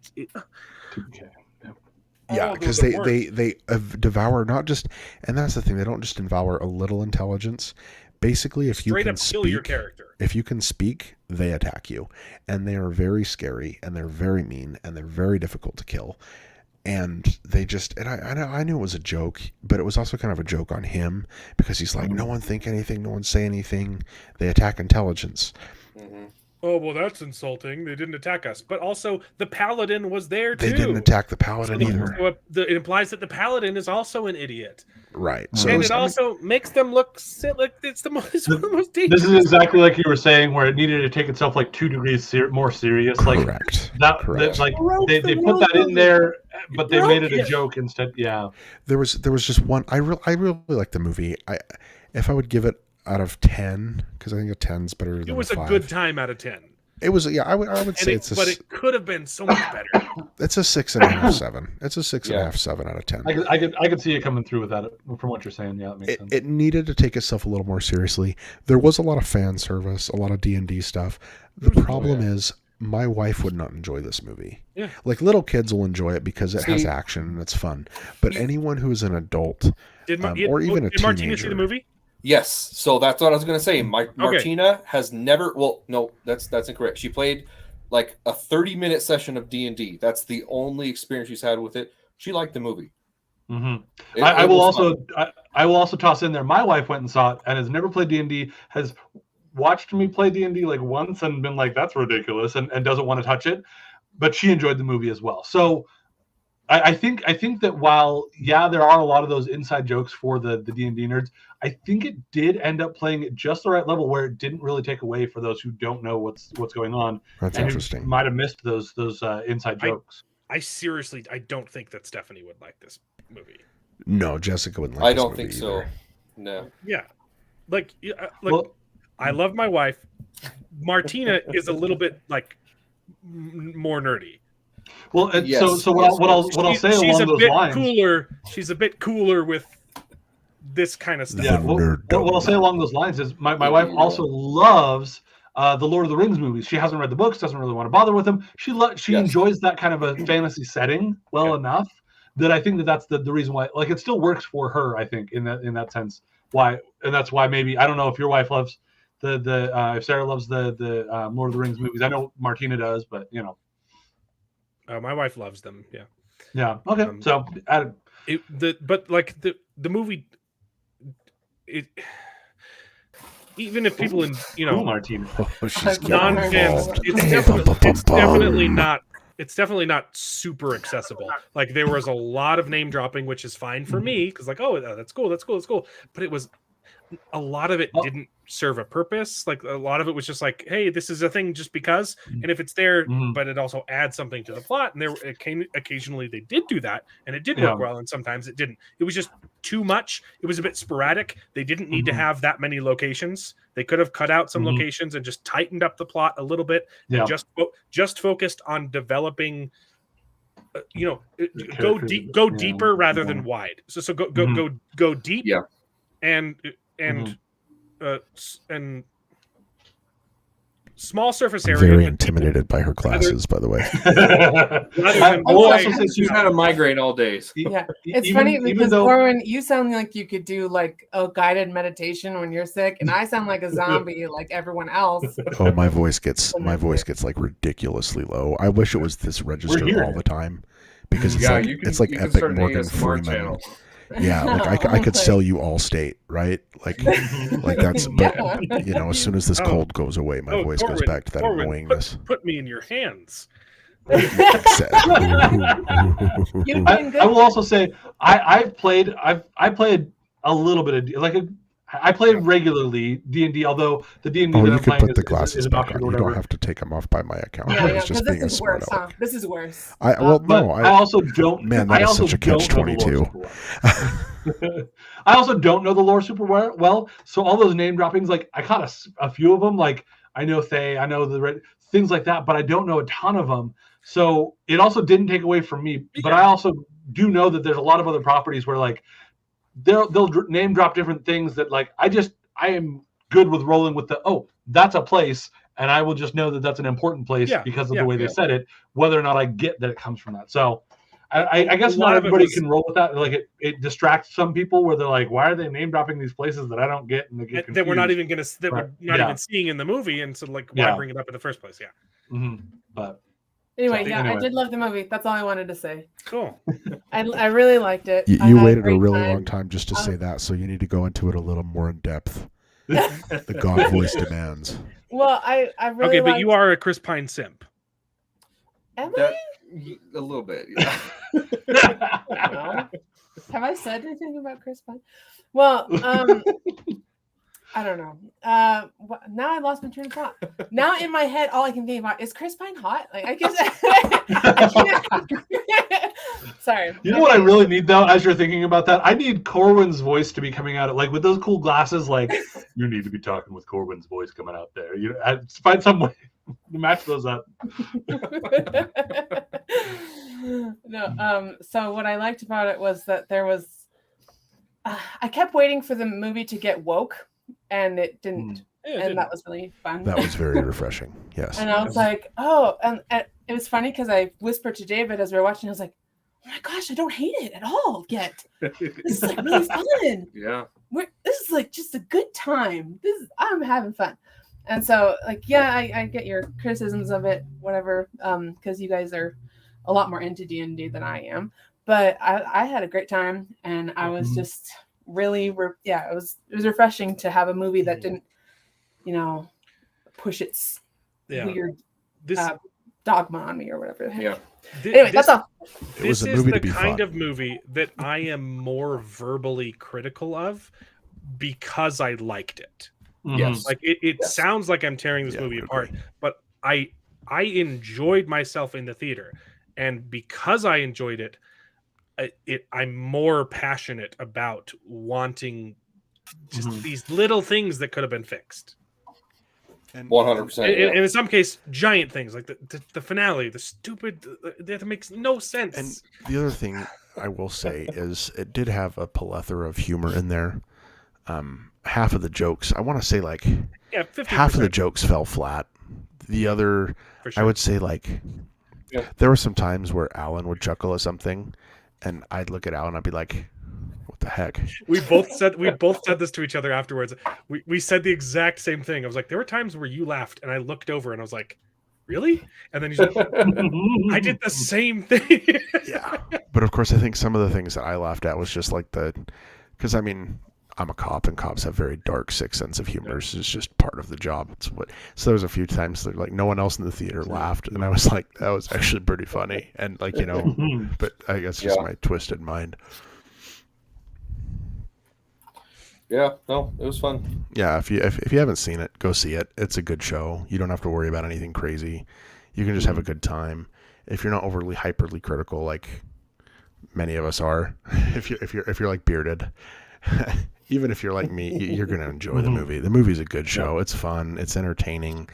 I don't like, I can't remember who's the actress that plays the barbarian. What is her name? Robert Rodriguez. Yeah, I don't like Miss Rodriguez. It has nothing to do with her politics. It's nothing to do. I just, as an actress, I don't think she's a good actress. I've never liked her in anything. I didn't mind her in this. I thought there she could was have been fine. a better casting just because I don't like her. But that's just a personal opinion. But she did a good job. I even the ending when she's revived. Spoilers, and she's like, "No, wait, you used it on me. Why would you do that?" I thought that was really well delivered. A great emotional moment. So I don't know. Yeah. I thought her acting was fine in the movie. Yeah, I thought it was all right. For the barbarian role. Again, I just don't like her as an actress. I don't know what it is. And you could be, oh, you're such a racist or whatever. Don't bring it. It has nothing to do with that. It has everything to do with, I just don't think she's a good actress. I really don't. But I'm there with you, but I liked her in this role. Yeah. I'm this. Yeah. I think she wasn't bad. I've seen with her, like, again, without not even worrying about the content of what she was saying in the interviews. There's been a couple times I'm like, she's very off-putting for me in interviews, but I haven't minded her in any of the stuff that I've seen her in on screen, like movies and TV shows or whatever else. The other big thing that I hated about the finale is, and we talked about this leading up to the movie, I'm very understanding of their decision to take away the bard's magic. It makes sense in D&D, and yet when translated to live action, it's kind of confusing that bards are casting spells when all So I was fine with them making him non-magical, except that the finale of the way that the fight scene concludes, I'm just smacking him with the the perfect excuse to use the most notorious bard spell of all time, which is Dispel, or Counterspell, which, and for a second, I thought that's what they were doing. Yeah, me too. Agreed. Because everyone else would, and it could have been Counterspell. It would have been nice to have him pull that out of his pocket last second. It wasn't. It was just his girl, which retroactively makes no sense because you see him talk to her, say, "Hey, go hide." And then the next time you see her, she says, "Hey, remember the plan that we made off screen? I did the thing." It was this was a literally the heist movie cliche. Heist movie cliche. That's what I was about to say. It was the Rick and Morty joke that I hate heist movies so much, Morty. I hate them. And they've done such a good job of not being like a cliche heist movie up until that point. Yeah, the other example where he could have used his bard magic is when he's being a distraction, right? And then and it wasn't even illusion his was spell, going it was the wrong, and it started. It was the sorcerer doing it. Yeah, Yeah, that was the one. sorcerer, I was like, oh, there we go. It's the other guy doing it. Oh, well, okay, fine. Like, I get it, but like it was fine, but yeah, it was a little bit disappointing to not counterspell something. One of the other things so I was talking to my brother, who is a big D&D guy, loves the lore, really gets into all of it, right? He was saying that his other problems are the sorts of problems that he has with 5th edition as a campaign setting anyway, or as a like the mechanics of it anyway, which is a lot of that like travel and the like just they hop from one place to another where it should have taken them months and it is presented like it's maybe a week. All these things happen, including that finale with like them suddenly like their boat just already gets to the place because apparently 5th edition, again, this is from him who's really into all the different versions and all that over time and the lore is like, yeah, 5th edition does that sort of thing where like it doesn't really matter your travel time, you just kind of like let it go and yeah, it's fine, so that was one of the other things that he was acknowledging and mentioning with that. Yeah. Overall, though, again, like I did enjoy it. I thought it was good. It was a good show. It was fun. There was a few things they needed to improve on it. It could have gone through nerds. If Hollywood really wants to make good movies, they just need to hire a few people like us. It could even be cheap, but just to run through scripts, read it, and go a couple of times just as an audience before they start, spending all the money on this and be like, this is a little wonky. Your balloon thing doesn't make sense. Right. Like, hey, we could fix this by doing this and this and this, and then. But unfortunately, those nerds that know the material, like Henry Cavill, they don't want to stick around for some reason. Right. Well, they don't want to stick around because they're not. The writers don't want them to stick around because, again, we've seen in multiple things, a lot of these writers that are readapting movies believe that they can write better than the author or the creator of the original content, which we know is just ridiculous. I can write better than J.R. Tolkien. No, you can't. I can write better than I can direct something. I have something in my mind for Star Wars better than George Lucas. No, you can't. Like, just and R.A. Salvatore is so good. Like, they didn't even need to write their own story. They could have just adapted literally anything in Forgotten Realms and it would have been cool. Yeah. But it was good. I enjoyed it. Will I see it again in theaters? No. Will I see it on my TV at home? Yeah. No, I definitely agree with what Corwin was saying earlier about like give it a couple, just like two or like couple more passes to kind of polish off some of those like odd things. Yeah. Could have taken it from good to great. Mm-hmm. Yeah. Could have taken it from a good to a cult classic, like instantly. And for me, I think it also does a lot for the fact that they seem to be having fun with it, and to the idea of like I will enjoy it a lot more if you're going to have fun and not that I want everything to be undercut by jokes all the time, but like when you're having a movie that has that what's that vibe to it of just being a fun, goofy movie, and you're going to make jokes like, hey, cool. I'm more on board for that, and I can just kind of let it all go because I'm having fun and laughing in the theater. I want to see a sequel. Mm-hmm. Yeah. Yep. 100%. Yeah. It wouldn't be. I don't think it's been doing very well in the box office, so I haven't even looked up the numbers. We may or may not get a sequel. I think it's losing money. But there's been talks, rumors that they were aware that the first movie is probably not going to do super well because, one, because it's a nerdy brand, but also because the first movie was really, really bad, and also everything that's happening with Wizards of the Coast and the open license, and there's bad taste in people's mouth right now. So I'm hoping that they went into this knowing that, you know, their movie might not do the greatest financially, but kind of, you know, reestablish the D&D brand in the pop culture. So I don't know. And that's the thing I don't think that Hollywood understands yet. Yes. Nerds spend money on what they love like you wouldn't believe. There's a reason why Star Wars was every year over $1 billion in merchandise and Star Wars stuff, even though a movie hadn't come out in 20 years. And there's reasons why people like Bearded and I still are rooting for Star Wars, even though they've made some pretty bad stinkers. Right. Because we have souls. Nerds spend money, and if they and Hollywood, have you seen how much Warhammer costs? It's crazy. Yeah, it's okay. Insane.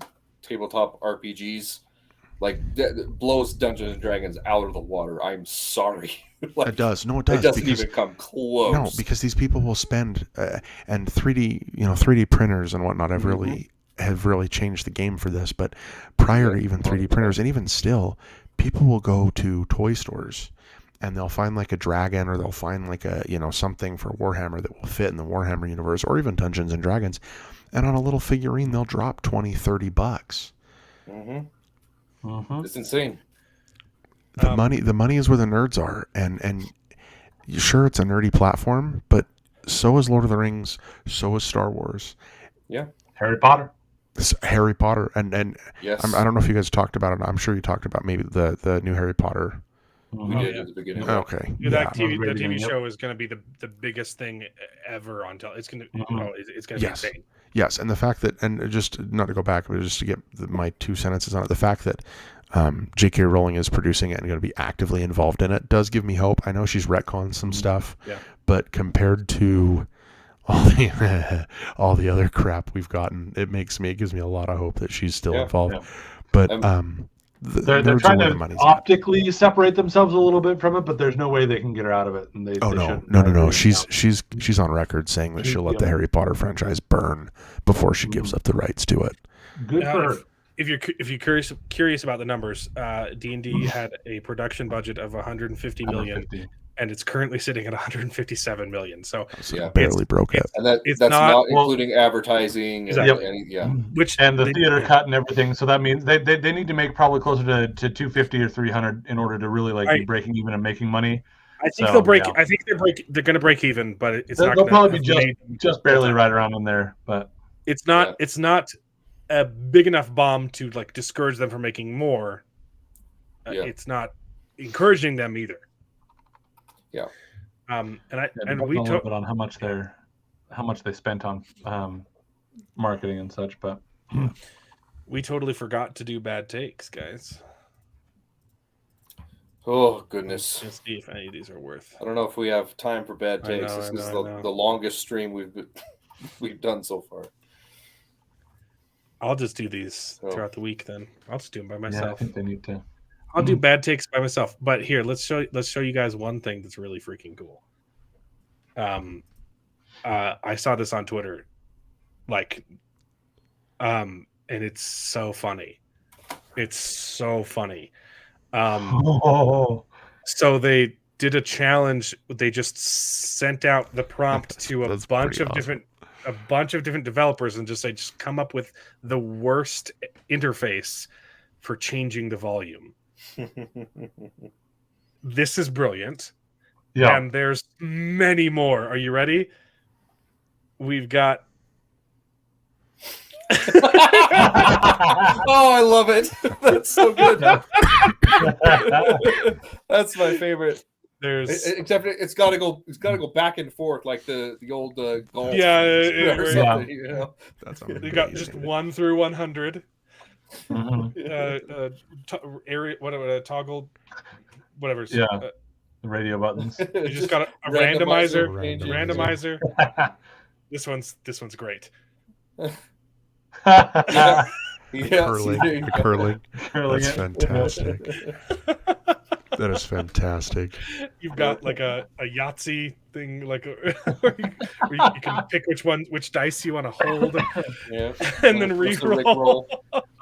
The Rick roll. The Rick roll, nice. Watch. We've automatically adjusted your volume to 44% based on your latitude. To change your volume, simply move your device to a new location with the latitude as your desired volume. That's good. Please make a noise as loud as you want the volume to. Oh, that's good. It measures your decibel numbers. This one, you just create the number out of dots. Okay, that's that was pretty terrible. Yeah, this is brilliant. This is absolutely brilliant. So the angle that you want the angle of your monitor. The angle of the laptop is the volume. Yeah, see there's the yep. That's the one. Yeah. Set volume to 0 or increase volume by 5. That is fantastic. Continuously hit it in the middle to increase volume. This one's a little mini game. We can, start. It's great. Oh yeah. It looks like your music is too loud. Would you like me to increase the volume for you? I missed that little guy. That's good. This one is literally changing like the capacitors to change the frequencies. Like that's brilliant. Yep. You have to change the next frame per frame. Every frame. You select a bar or no bar. It's great. Yeah, that's a solid one. It's just Pong, but it goes up by volume. The wheel of volume. This is pretty good too. Oh, monthly. Yeah. You can upgrade. This is it shakes more the further you are along. This one you have to manually toggle through all 100. This is great. This is horrible. Oh my gosh! This is disgusting. I didn't notice what was happening at first. Yeah, wow. It's horizontal. It's horizontal. Horizontal on a vertical bar. Yeah. Oh man. Actively pisses me off. Yep. There's so Pulled many. away as the leader was the curling one. Isn't that fun? Like people just. That gives me a little hope in humanity that people can just have fun. I'll do the rest of these bets. The very first one, that the cannon shooting. That was good. I think that one's my favorite one. That's my favorite. I think the Angry Birds. It's so good. It's just so. It's good. Good times. Oh man. All right. Wait. Well, we'll see you guys next week. I'll do these bad takes on my own. Let's see. Memes. Here, quick, some more laughs to end the stream off with. Did you guys see this? That John Oliver had a segment where he was making fun of Spencer J. Cox, the Utah governor, when he asked everyone to pray for moisture. Okay, I do not like Spencer Cox. I think he's an embarrassment to Utah, but I don't fault him for him asking people to pray for rain. And John Oliver made fun of him, and now we have like dangerous levels of moisture in Utah, like it's causing floods. It's pretty great. So that's the power of Christianity. We've got disaster on the Mandalorian set as Lizzo eats Baby Yoda. Scientists at Budweiser attempt to discover how many beers it would take for Dylan Mulvaney to pass as a woman. And Budweiser to replace their Clydesdale with cows dressed as horses. Oh, that's a good one. Those are the memes. I love you guys. Thanks for tuning in. I love doing the show. Hope you guys have a great night. I'm glad I could join for the last bit. Yeah. Always good to have you in your sultry tones. When I got on, I was like, it's almost 10. I was like, they're not still doing this, and if they are, they're wrapping up. And so I jumped on, and I was like, all right, now you're gonna just jump into the D&D. And I saw it with Corwin, and he does. I was like, oh no, Alan is not speaking for me. Dang it, it's not happening. I was gonna speak for you. I'm just love you, buddy. We talked for love like you, buddy. 2 hours after the movie. Bye. We did. Next week is the last episode of The Mandalorian, which I'm super excited for, and then we need something else to talk about. But I think it might be I might have plans. So, is there anything else coming out on TV? Not. There's some things coming down the pike, but I think that's next month. We could always go and watch Picard season 3, which I'm told I is don't great. have access to Paramount Plus, but If we want to have a weekly discussion, find it somewhere. or the show can just be bad takes, and that'll be the show will go on regardless. We might fill in one week talking about the Secret Projects 1 and 2, which we haven't done like a deep dive on, and maybe one of these live streams will be talking about my friend's book, interviewing them. I don't know if they want to do a live stream, if they want to do like a recorded video that I can, but we'll see. So in 2 weeks, Return of the Jedi is back in theaters, and so that might be a fun one to do, like some sort of a Star Wars episode. And then the following week is Guardians of the Galaxy coming out. So a couple weeks out, and we've got Guardians of the Galaxy comes out. Yep. So, which I don't want to pay money for, but yeah, that's one I've said previously. I might will maybe see that one in the theaters, but I'm going to wait till reviews come out. Bring it on, entertain me. I'll take it all. What you can do is you buy a ticket for a different movie, and buy a ticket for Mario or D&D. You know. Yeah, there you go. We're still in. Just go watch. All right, see you guys next week. Bye. Bye. Yep. Bye. And now it is time to say goodbye. We had a great conversation. It's been fun. But all good things must come to an end, and the goodest ending I can think of is right now, this moment, this night. So I guess we just say goodbye. So, goodbye. Toodaloo. Au revoir. Auf Wiedersehen. Ciao. Ding dao day. But come back next week for more outrageous bloopers. This is the end. Well, there's only one thing left to do. I'm gonna go home and sleep with my wife.